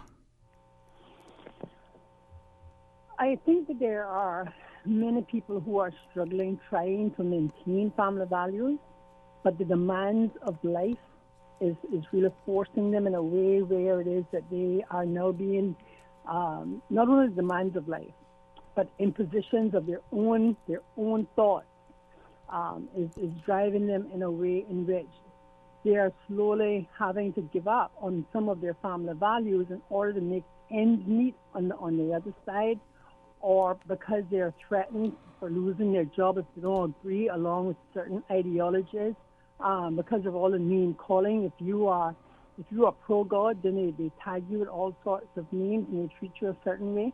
And so you tend to step away from these things, from the values, because the values then, trying to uphold the values somehow presents a negative outcome for you. And this is what we need to get back to. We need to get back to upholding family values so that parenting is, once again, it's reinforced it, and it becomes a beautiful thing. Because I can remember when my father used to sit down outside and we'd look up at the stars, and he'd point out this star, and he'd point out that planet, and we'd talk about this, and My mother sat down with me because she had time to at that time, Mhm. and she taught me how to sew, and she taught me how to cook. She taught me how to plait. I can plait tunas, and I can make hats and all that. Message you get. I mean, I can cook her meat and all that, boy.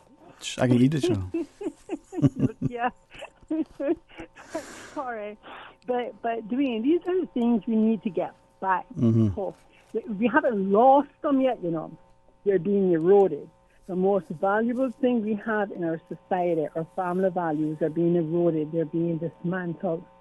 Slowly but surely, and it's under the tag of liberalism and individualism as well. So we need to make our people aware of the causes that are affecting their family values and how do we remedy them.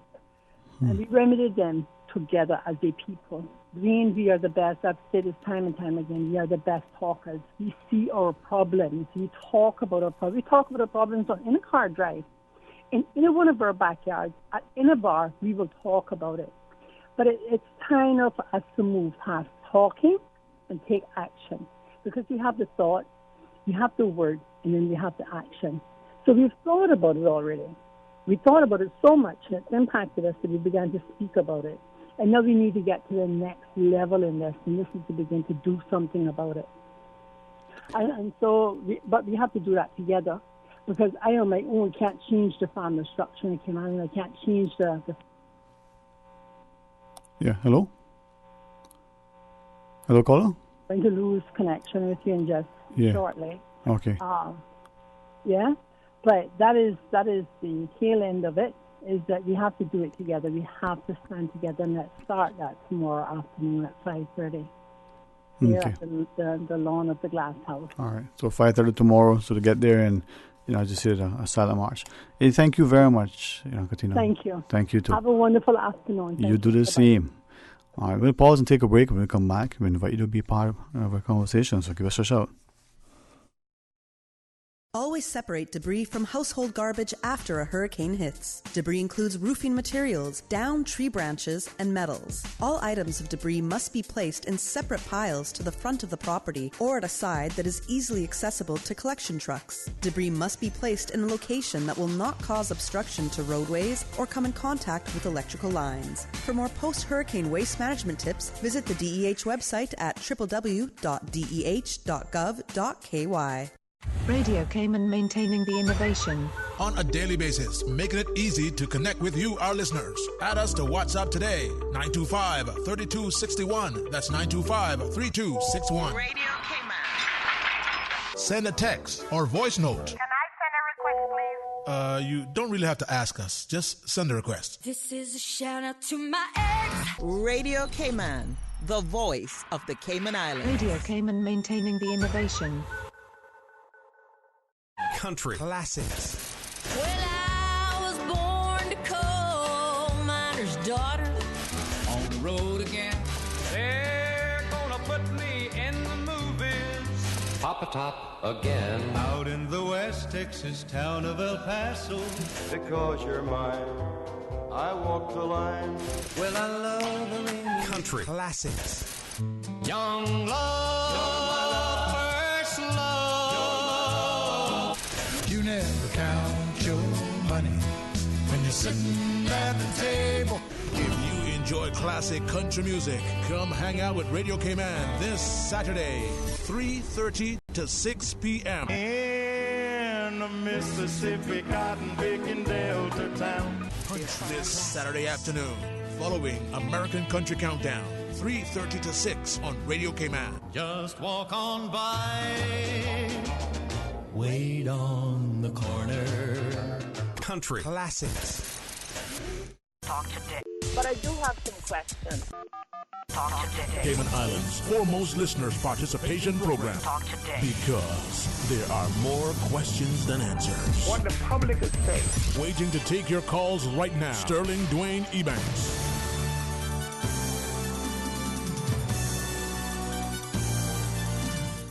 Hey, good afternoon and welcome back. Thank you for sharing your thoughts with us. It is open line, 949-8037 or 949-6990. Call and share your thoughts with us as you wish, 925-3261. And it's going to be open line. Now, share with you all the other things that are happening tomorrow equally, but as Miss Katina just reminded us, there's a silent march, 5:30 at the lawn of the old glass house, heading down to the Hero Square Courts Glass Legislative Assembly area, and come out in support of the family. Here is an email that came through to us earlier, and it speaks to the whole issue of the online, the petition process and the like, and says, I'm very mad at this unity government's repeated obstruction of the people's right. The unity government in Parliament warned people against signing the petition. Says, why would they do that at all? Says, then when they have all the signatures, they want to put the voters under the microscope. It makes it appear to me that this unity government doesn't care about Caymanian voters. Says Caymanians by law are able to become British citizens. In the UK, any Caymanian can start an online petition as long as they are a British citizen or a UK resident. And once the online petition gets to 10,000, the British government responds to the petition organisers. And now, once the online petition, this is in the UK, gets to 100,000, the British government respects Caymanians and the people that the Parliament automatically debates the issue. So why does the Cayman Islands government hate its own people so much that they'll make it extremely hard for us to do what we can do so easily as a British citizen online? It says the UK Parliament's UK Parliamentary online petition is started at petition.parliament.uk. So I don't understand why we Cayman is always put at such impossible task and time by our own government. And it continues to share that it's one of these things from another listener who has written something similarly. I'll just try to pull it up there. I read it through the break. That talked about the whole notion that democracy must be one that is more easily accessed and can be so quickly demonized. But let's see if I can find that and read it to you, because it had an interesting little quote that I thought was important. But again, your perspective, is it, as some would share, that people at the end of the day should be free to help to guide and direct and dictate to the government what it would believe to be important, or should that only come at scheduled sort of national elections? Should the process of a referendum be one that we should be more easily accessible? Well, your thoughts. 949-8037 or 949-6990. The email that I referenced had the whole issue with respect to the port, and as I find it, it talked about the notion that seemingly the government's continued attempts at sort of persuading influencing the public's opinion relative to gaining the public's support is that the way we should, or should that be only for campaign issues, not issues of national importance, where the country will be expected not only to finance something, but expected to be impacted by it. And this email that I'm looking for had referenced the idea that things of strategic national importance, airports, seaports, food security, and the like, are so important that it should not only, in this writer's perspective anyway, should not be only something that is for the elected political people of the day to decide. Hopefully I'll be able to get that for us, because it was telling. It is open line though, 949-8037 or 949-6990. Our headline news, 2 p.m. headline news is just right around the corner. And when we come back, why don't you share your thoughts with us? Stay tuned for Talk Today.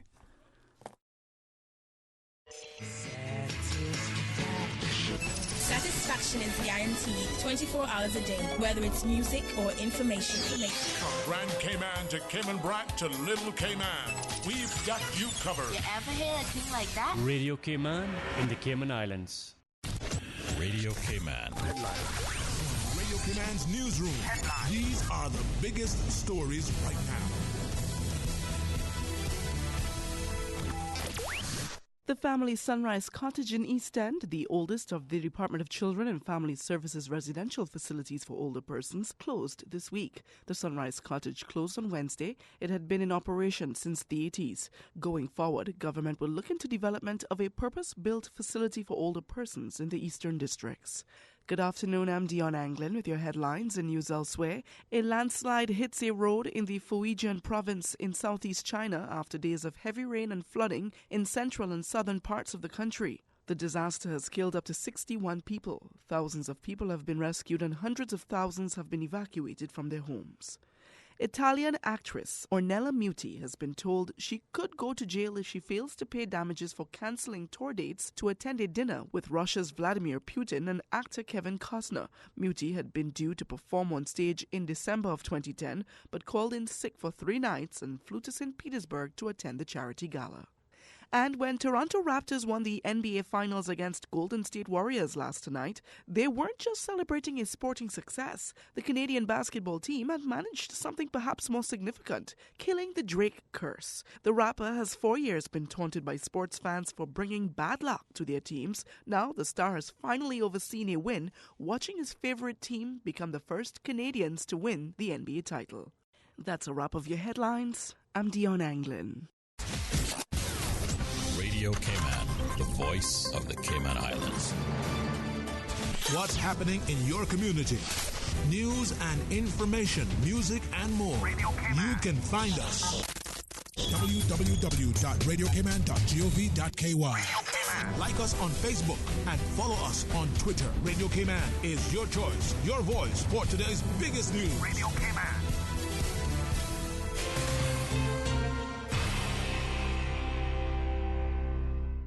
Talk today. But I do have some questions.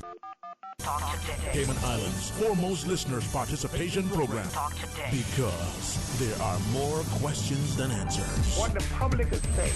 Waiting to take your calls right now. Sterling Dwayne Ebanks.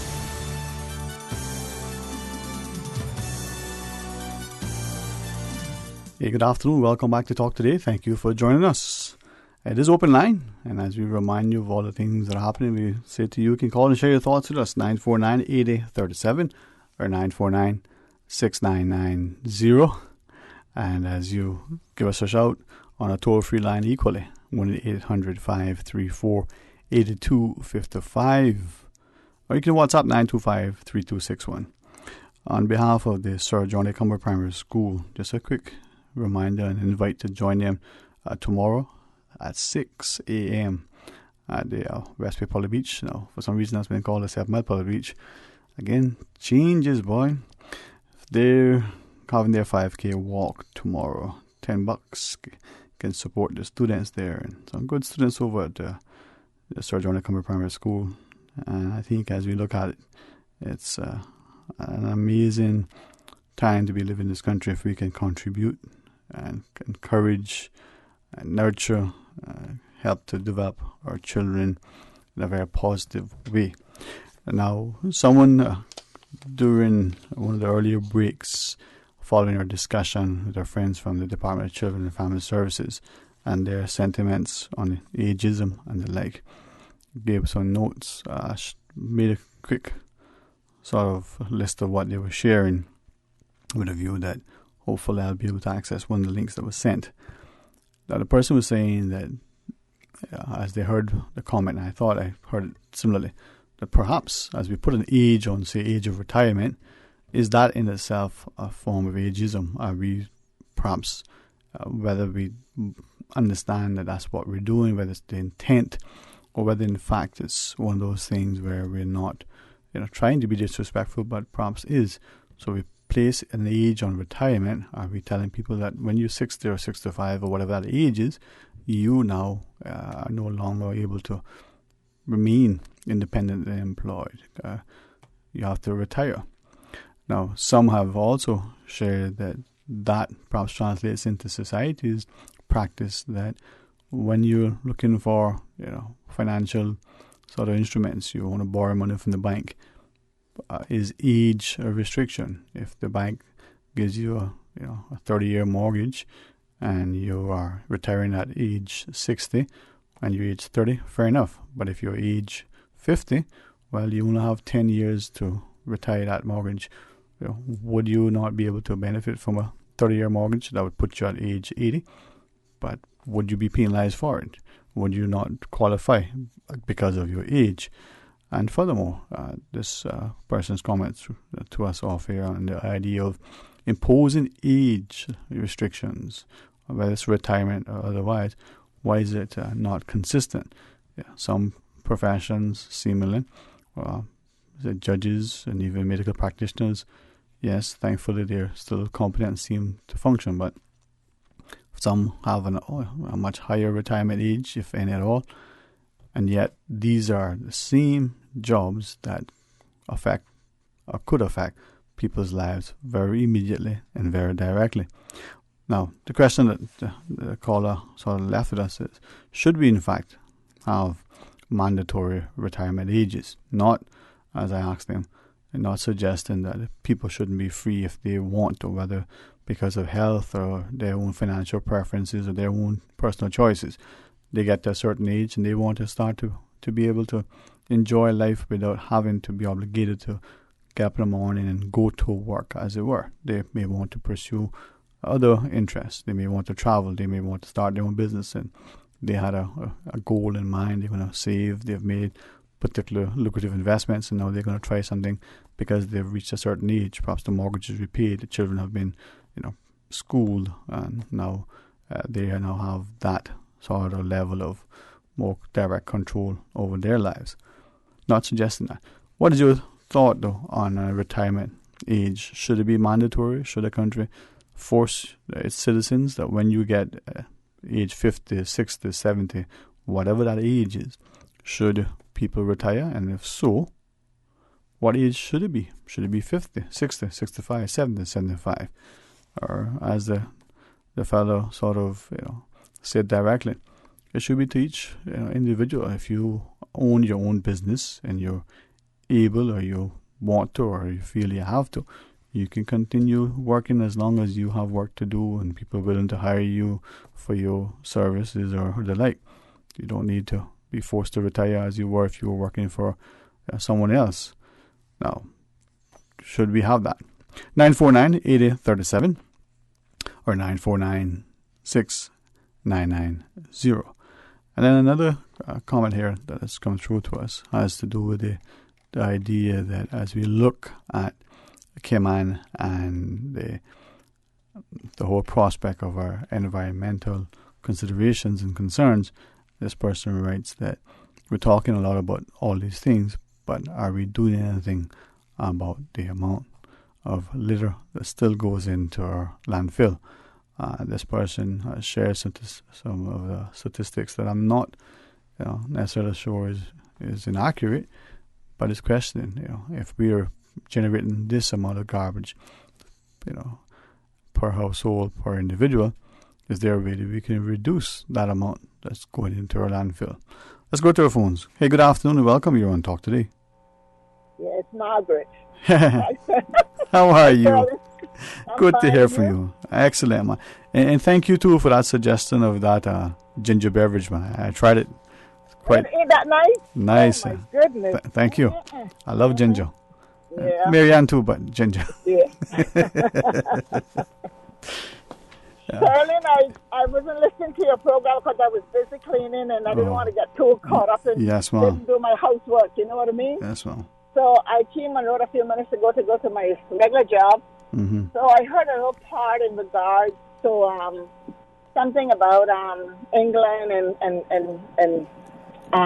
petitions. Petitions and so forth. Right. When they get X amount, Mm-hmm. In other words, like it goes straight to the poll or something. Correct me if I'm wrong. Is it do they check it around and see if it's really what it is, that kind of stuff, or you were just this emailer was sharing that it seems that in the UK, UK citizens, if they start an online petition, and once that online petition gets to 10,000, there's a response from the government to the organizers of the petition.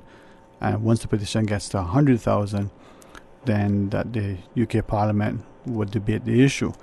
and has suggested that the actions of the Cayman government seems to be, and let me put what it says to be, says, I'm very mad at this unity government's repeated obstruction of the people's right. Why would the unity government in our legislative assembly, the state and parliament, warn people against signing the petition? Why would they do that at all? And now that there's the required number of signatures, they want to put these voters under the microscope. It makes it appear to me that this unity government doesn't care about Caymanian voters. And that was the sort of comparison between here and what happens in the UK. Well, Sterling, I am so lost for words after we got the amount of people that they require. Mm-hmm. And the guys are still trying to get more. But to see that they can go now and say they got to be knocking door to door to make sure the signatures is up to par with the individual who signed it and so forth. Mm-hmm. Sterling, that is a slap for the people of this Cayman Island. That just tell you that we, the people of this island, don't have the power. And if we don't start standing up like how these guys have stand up, we will never get nowhere here in Cayman. Because Sterling, I've been listening to the house on the radio these last couple of nights. Mm-hmm. And Sterling, it makes me wonder how we can have a house and they are behaving the way they are behaving. They're not even acknowledging that they're being hurt and seen here and there. And how can they set an example for our children who would want to become a politician in the future? We are educating our children wrong with these parliaments, not just this one, but many of them.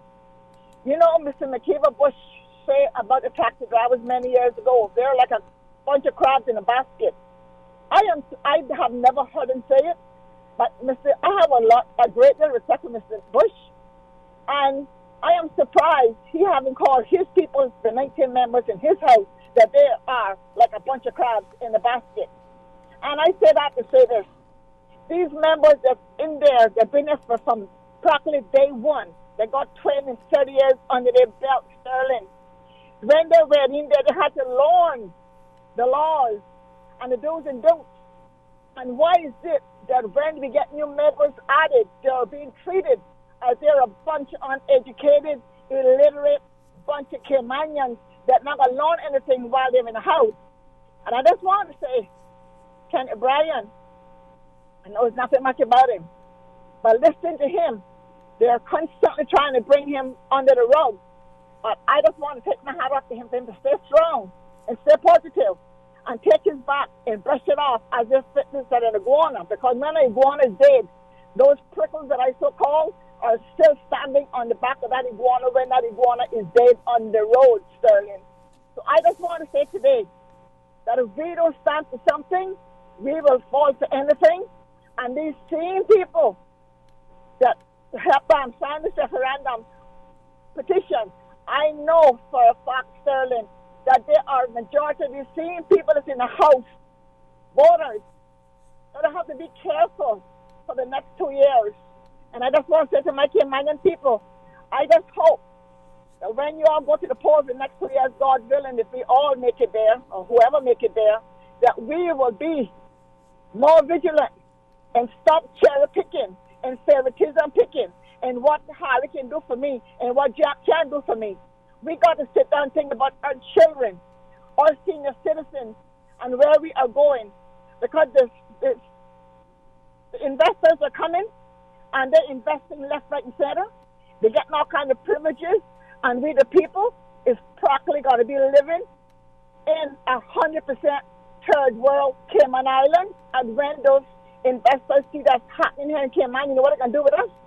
They're going to scoop us all up and go and build one little, what you would call a project home in America, and throw us in it and come back and pick us up to go clean their toilets and their grocery store floors and their multi-million-dollar building on the 7 Mile in East End in Bordentown or wherever else. Because, Sterling, we have nobody to take up for us and protect us. We was doing fine with just a little. You know what the saying is? I prefer a small gift, Sterling, than a huge gift. Give me a small box. Yeah. Give me a small box any day. So I just want to leave that with you. All right. And say to the guys that who is doing this petition, don't let nobody get under your feet. When they come and they under it, you walk on top of one and walk up and smile and say, you know what? We got to conquer this one way or the other. And I take my hat off to the governor for standing up with those guys, because we need someone to stand with us. We have to stay strong. Mm-hmm. Well, thank you. Thank you, Mom. Indeed. Let's take one more call. Good afternoon. Welcome. You're on Talk Today. How are you doing? Not too bad. How about you? Pretty good. Good to hear from you, man. Always. Well, the last caller said that we don't have anyone to stand up for us. And I completely disagree with that. We have ourselves. We can stand up for ourselves. Mm-hmm.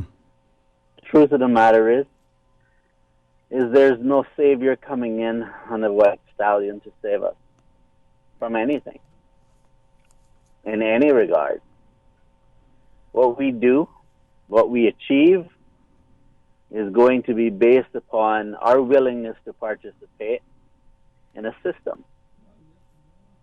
And, you know, the government, I don't agree that the government should be adversarial towards the public on a petition. But if they are, it's what's happening in our own heads. It's our perception of danger. And I think that perception can be cured with courage. The courage to stand up for ourselves and express our views about what we want. No one's going to come to save us from ourselves. That's something we are going to have to do. The governor didn't help us.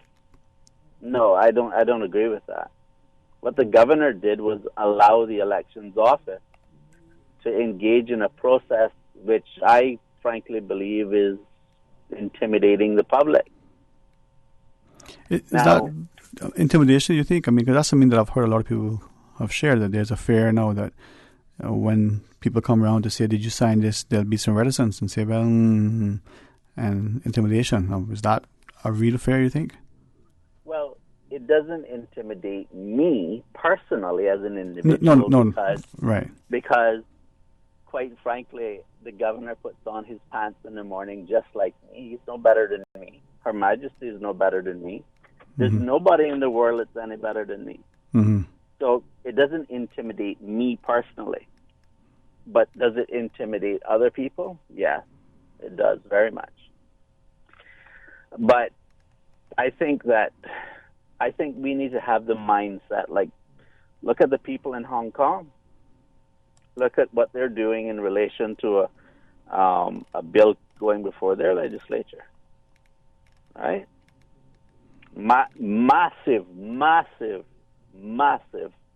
protest. If you don't like something and you don't have the courage to say so in a democratic society, you certainly won't have the courage to say so in a communist society or any other type of society. This is as good as it gets. You're free to express yourself about an action that is lawful, meaning the public has a constitutional right to petition the government on whatever subject they feel like of national importance. Mm-hmm. And this is as good as it gets. And if you cannot survive and participate in this environment, our government is not going to work. I believe that people should just put on some courage and deal with it. And how should we deal with it? We should call on the governor to tell the elections office to back off of this intimidating process. All right. Well, certainly it's something to consider. Hey, thanks very much. And with that, I believe we've got a final break. So when we come back, more Talk Today. It's time to stop giving dads tools and ties for Father's Day. Dads want to relax just as much as you. Get the ultimate chillaxing beach kit for Father's Day at Savannah Pharmacy. Beach shorts, shirts, flip-flops, water shoes, goggles, towels, and sunblock. Let Dad kick back and relax this Father's Day. Gift baskets, including domino sets, coffee mugs, and so much more, are also available. Get all of your Father's Day purchases at Savannah Pharmacy and Countryside Shopping Village, or call 946-3336. I love my daddy, yes sirree. Excuse me, I noticed you from afar. Really? Me? Well, not you. The KFC sandwich you're eating? Oh, Zinger. Sorry, I'm not trying to be funny. No, it's called the Zinger Sandwich. Crunchy, juicy, 100% chicken breast, crisp lettuce, sweet mayo on a seeded bun with a little zing. KFC's chicken is not factory breaded, frozen and refried like the Burger Boys. Customize your KFC Zinger and dip it in barbecue sauce. Wow, now I'm starting to notice you too. KFC, it's finger licking good. June 26th is International Day Against Drug Abuse and Illicit Trafficking. Did you know that use of alcohol, tobacco, and other drugs begin in adolescence? Studies show that the brain doesn't stop developing until the age of 25. So, kids, don't harm yourself by putting alcohol, tobacco, and other drugs in your body. This message is brought to you by the National Drug Council and Radio Cayman.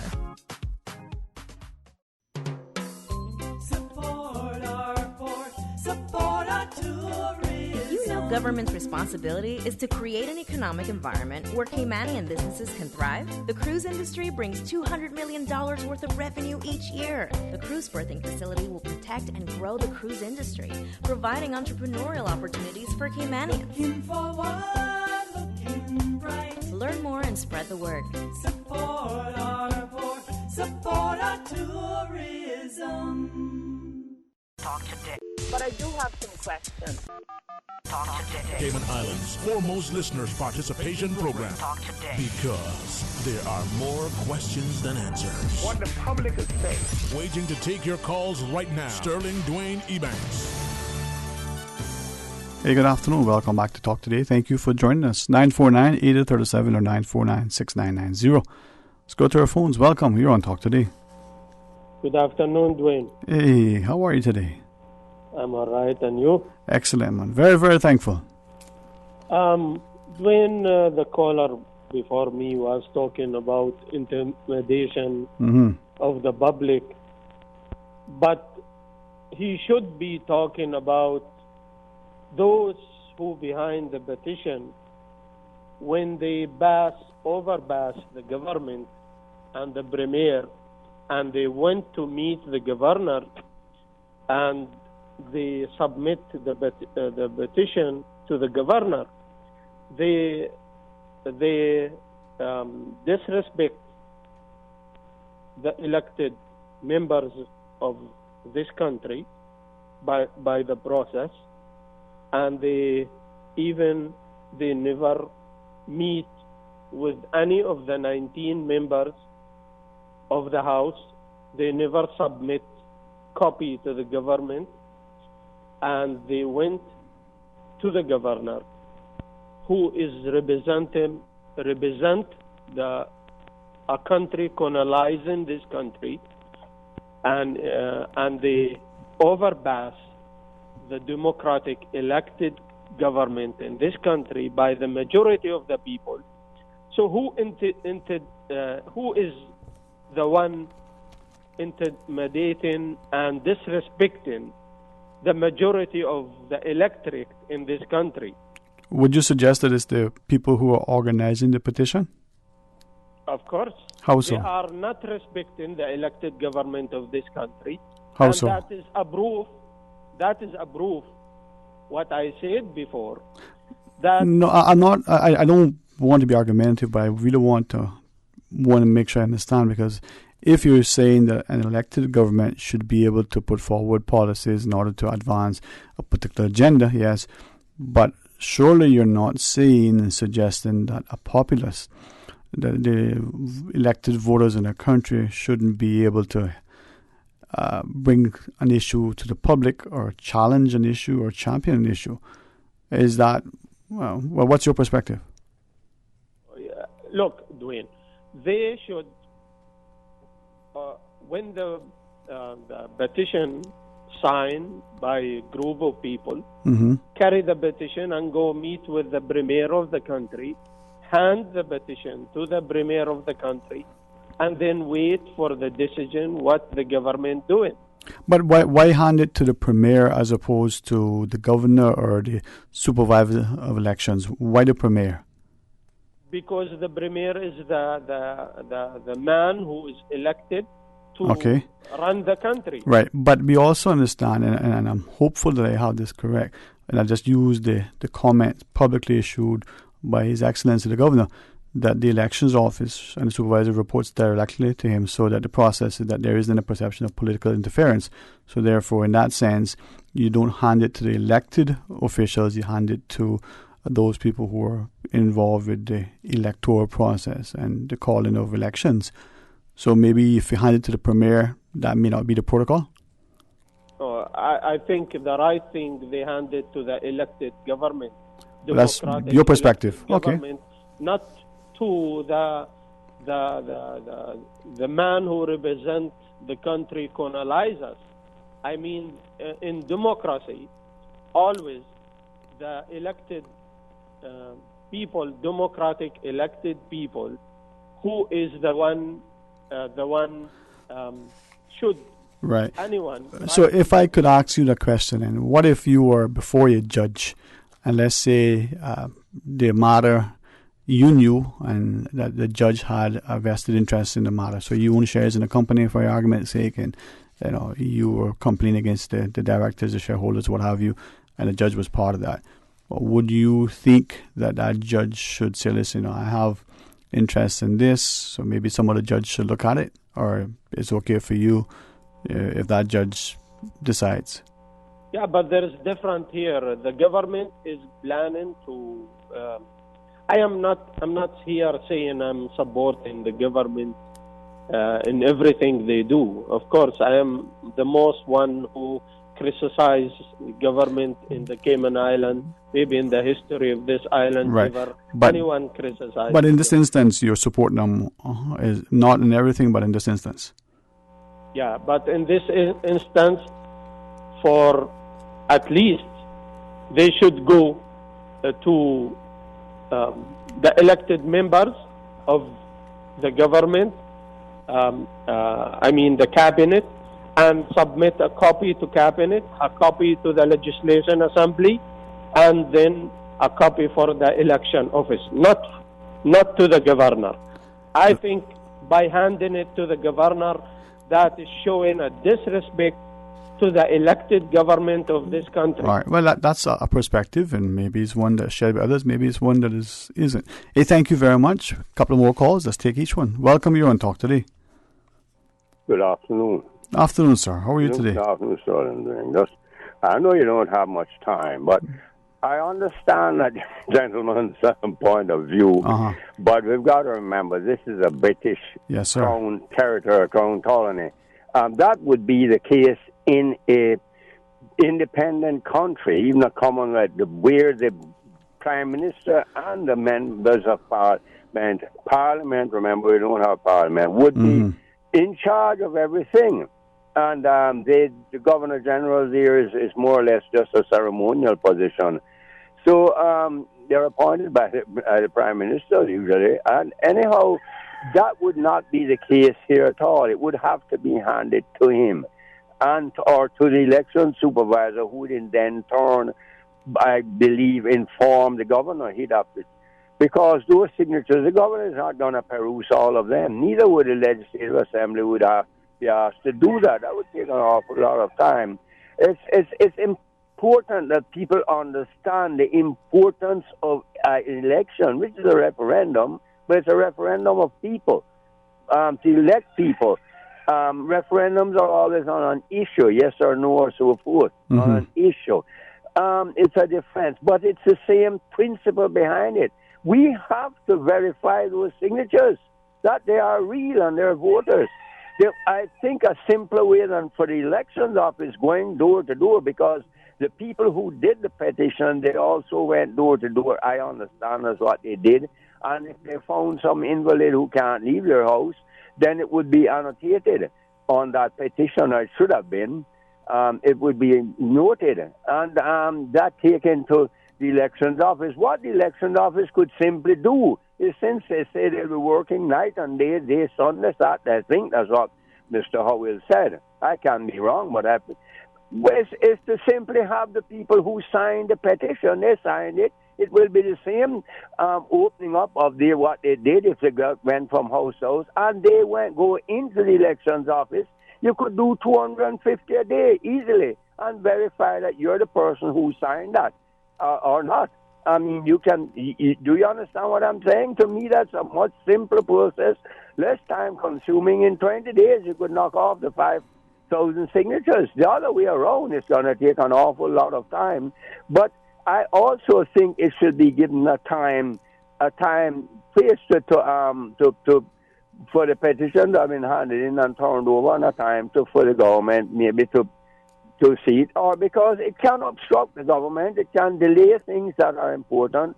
And I think it's a simpler way for it to be done is to go in there. They go in there themselves. They were busing people, I understand, to sign signatures, or going and picking up people to come and sign it. So they said on the radio. I didn't make that up. And the same thing could be done to take people into the elections office, have them sign it. I think they could easily do 250 people a day. And you could go in there and it would be finished in 20 days, the verification process. Yes, sir. You're either there or not there. You're either there or not there. And right. To me, that's a simpler way, an easy way for it to be done. Mm-hmm. Well, thank you, sir, for that. And as you respectfully recognize, time is now. We've got one final call. Thank you for sharing as we take our final call. Good afternoon. Welcome. Hi, good afternoon, Sterling. This is Johan Mox. I'm calling on behalf of CPR. Good afternoon, Mr. Moxon. How are you, sir? I'm good. Hopefully you and the rest of the staff at Radio Cayman will enjoy the weekend. Thank you. I just wanted to call in and say, first of all, thank you very much for posing rebuttal questions. I understand there are a lot of people that will have questions, comments, opinions on things, but I would suggest if they are interested, in particular the gentleman from Jordan, Mr. Amjad, or any other sort of persons that are curious about the process, one thing you can be guaranteed, CPR Cayman, myself, my colleagues, we will be totally transparent. We will answer questions from just about anybody. It would be great if Radio Cayman were to invite us onto the morning show and in the afternoon show. We'd be happy to come and address some of these questions or points raised, because we have nothing to hide.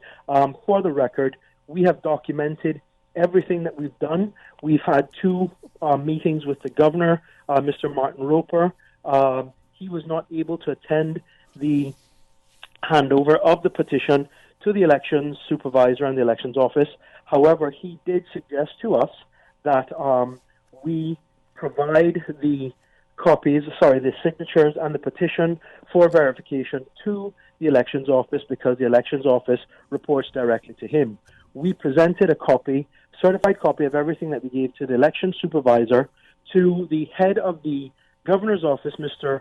Matthew Forbes, who was representing the governor in his capacity. And it's important to note this. We submitted that secondary set of documents to the governor's office, because the governor acts as the chairman of the cabinet of the Cayman Islands. We have followed the constitutional process and ensured that the chairman of cabinet of the Cayman Islands has all of the relevant information, and it is now up to him, once the verification process has taken place, to then share that information with the elected government. It would be nearly suicidal if we were to hand over the list of names and signatures for verification to any elected official, knowing full well that there will be attempts to politically interfere and disrupt the process. Because the one thing I think we can all agree on is The government do not want this to be a speedy verification process. The government must ensure that they throw as many roadblocks in the way of this petition. The government are afraid of individuals engaging in participatory democracy, and you will see that based on the challenges that they present. The Premier of this country cannot confirm that this is a matter of national importance, yet millions of dollars have been spent telling the country, utilizing senior civil servants and public officers, that the proposed project, is imperative to the livelihood and success of the economy and for jobs and everything else. So it goes without saying that there's been a contradiction in what the politicians say and what the politicians do, especially when public funds are being used to fight against citizens exercising their democratic rights as per Section 70 of the Constitution that affords us to submit a people's-initiated referendum subject to attaining 25% of the registered voter signatures on the electoral register. So I'm hoping that I've answered some of the questions, but more importantly, if there are any additional questions that some of your callers have, please direct them to our website, or they can email us at cprkman@gmail.com. Alternatively, hopefully Radio Cayman will invite us into the studio so that we can answer some of these live calls, but rest assured, nobody involved in the process has done anything untoward. We have followed the process as we understand it, but more importantly, this government knew full well that we were going to get to the point of a people's-initiated referendum and have failed to pass the requisite legislation that would guide the process. There is no referendum law. There is no referendum guidelines or regulations. So this truly is a blank canvas where we're reliant we're reliant on the elections office to confirm the legal basis of the verification process. But I fully understand the signatures must be verified. It's just that there's no hard and fast rules that anybody can provide to me, you, Mr. Mickey, Amjad, or anybody else as to what the process entails. And that is a failing by the government of the Cayman Islands, because they had over 8 months to prepare themselves for what they're facing now. Right. Had the government listened to the people and were interested in openness, transparency, accountability, and good governance, they would not be facing a people's-initiated referendum going into the 2021 general elections. All right. Hey, thank you very much, Mr. Johan Moxham. And as you shared, CPR Cayman, you can contact them or email or check the website. We'll see if we can get a time for them to come on our show. To all of us, continue to champion and promote and defend our democracy. Remember, we are as important as electors in this process. Some would say we are the most important part, because at the end of the day, we are all electors, whether we are trying to vote for ourselves or we're voting for the people that we support. Tomorrow, a number of things are happening. Leave in the opportunities that are afforded and go out and share. You can join our friends over at the Mission House and support their fundraising efforts for the construction of the boardwalk. That's from 11 a.m. to 4 p.m. You can join the Sir John Cumber Primary School and their 5K walk at 6 a.m. at the West Bay Poly Beach, which now seems to be renamed 7 Mile Poly Beach. Who knows? Tomorrow they'll call Susan Sharon, and maybe they'll call her Mike or Peter. They change names, boy. Discuss as we go. And then, of course, the March for Support of Family Values and Families, 5:30 at the lawn of the Glass House. That's just some of the things that are happening tomorrow that we can be part. Until Monday, enjoy your weekend. Be safe, be productive, and certainly be blessed. Be part of Restored's production Monday morning for the record. Come back for Talk Today right after the midday news. Until then, have a blessed, safe, productive, and relaxing weekend.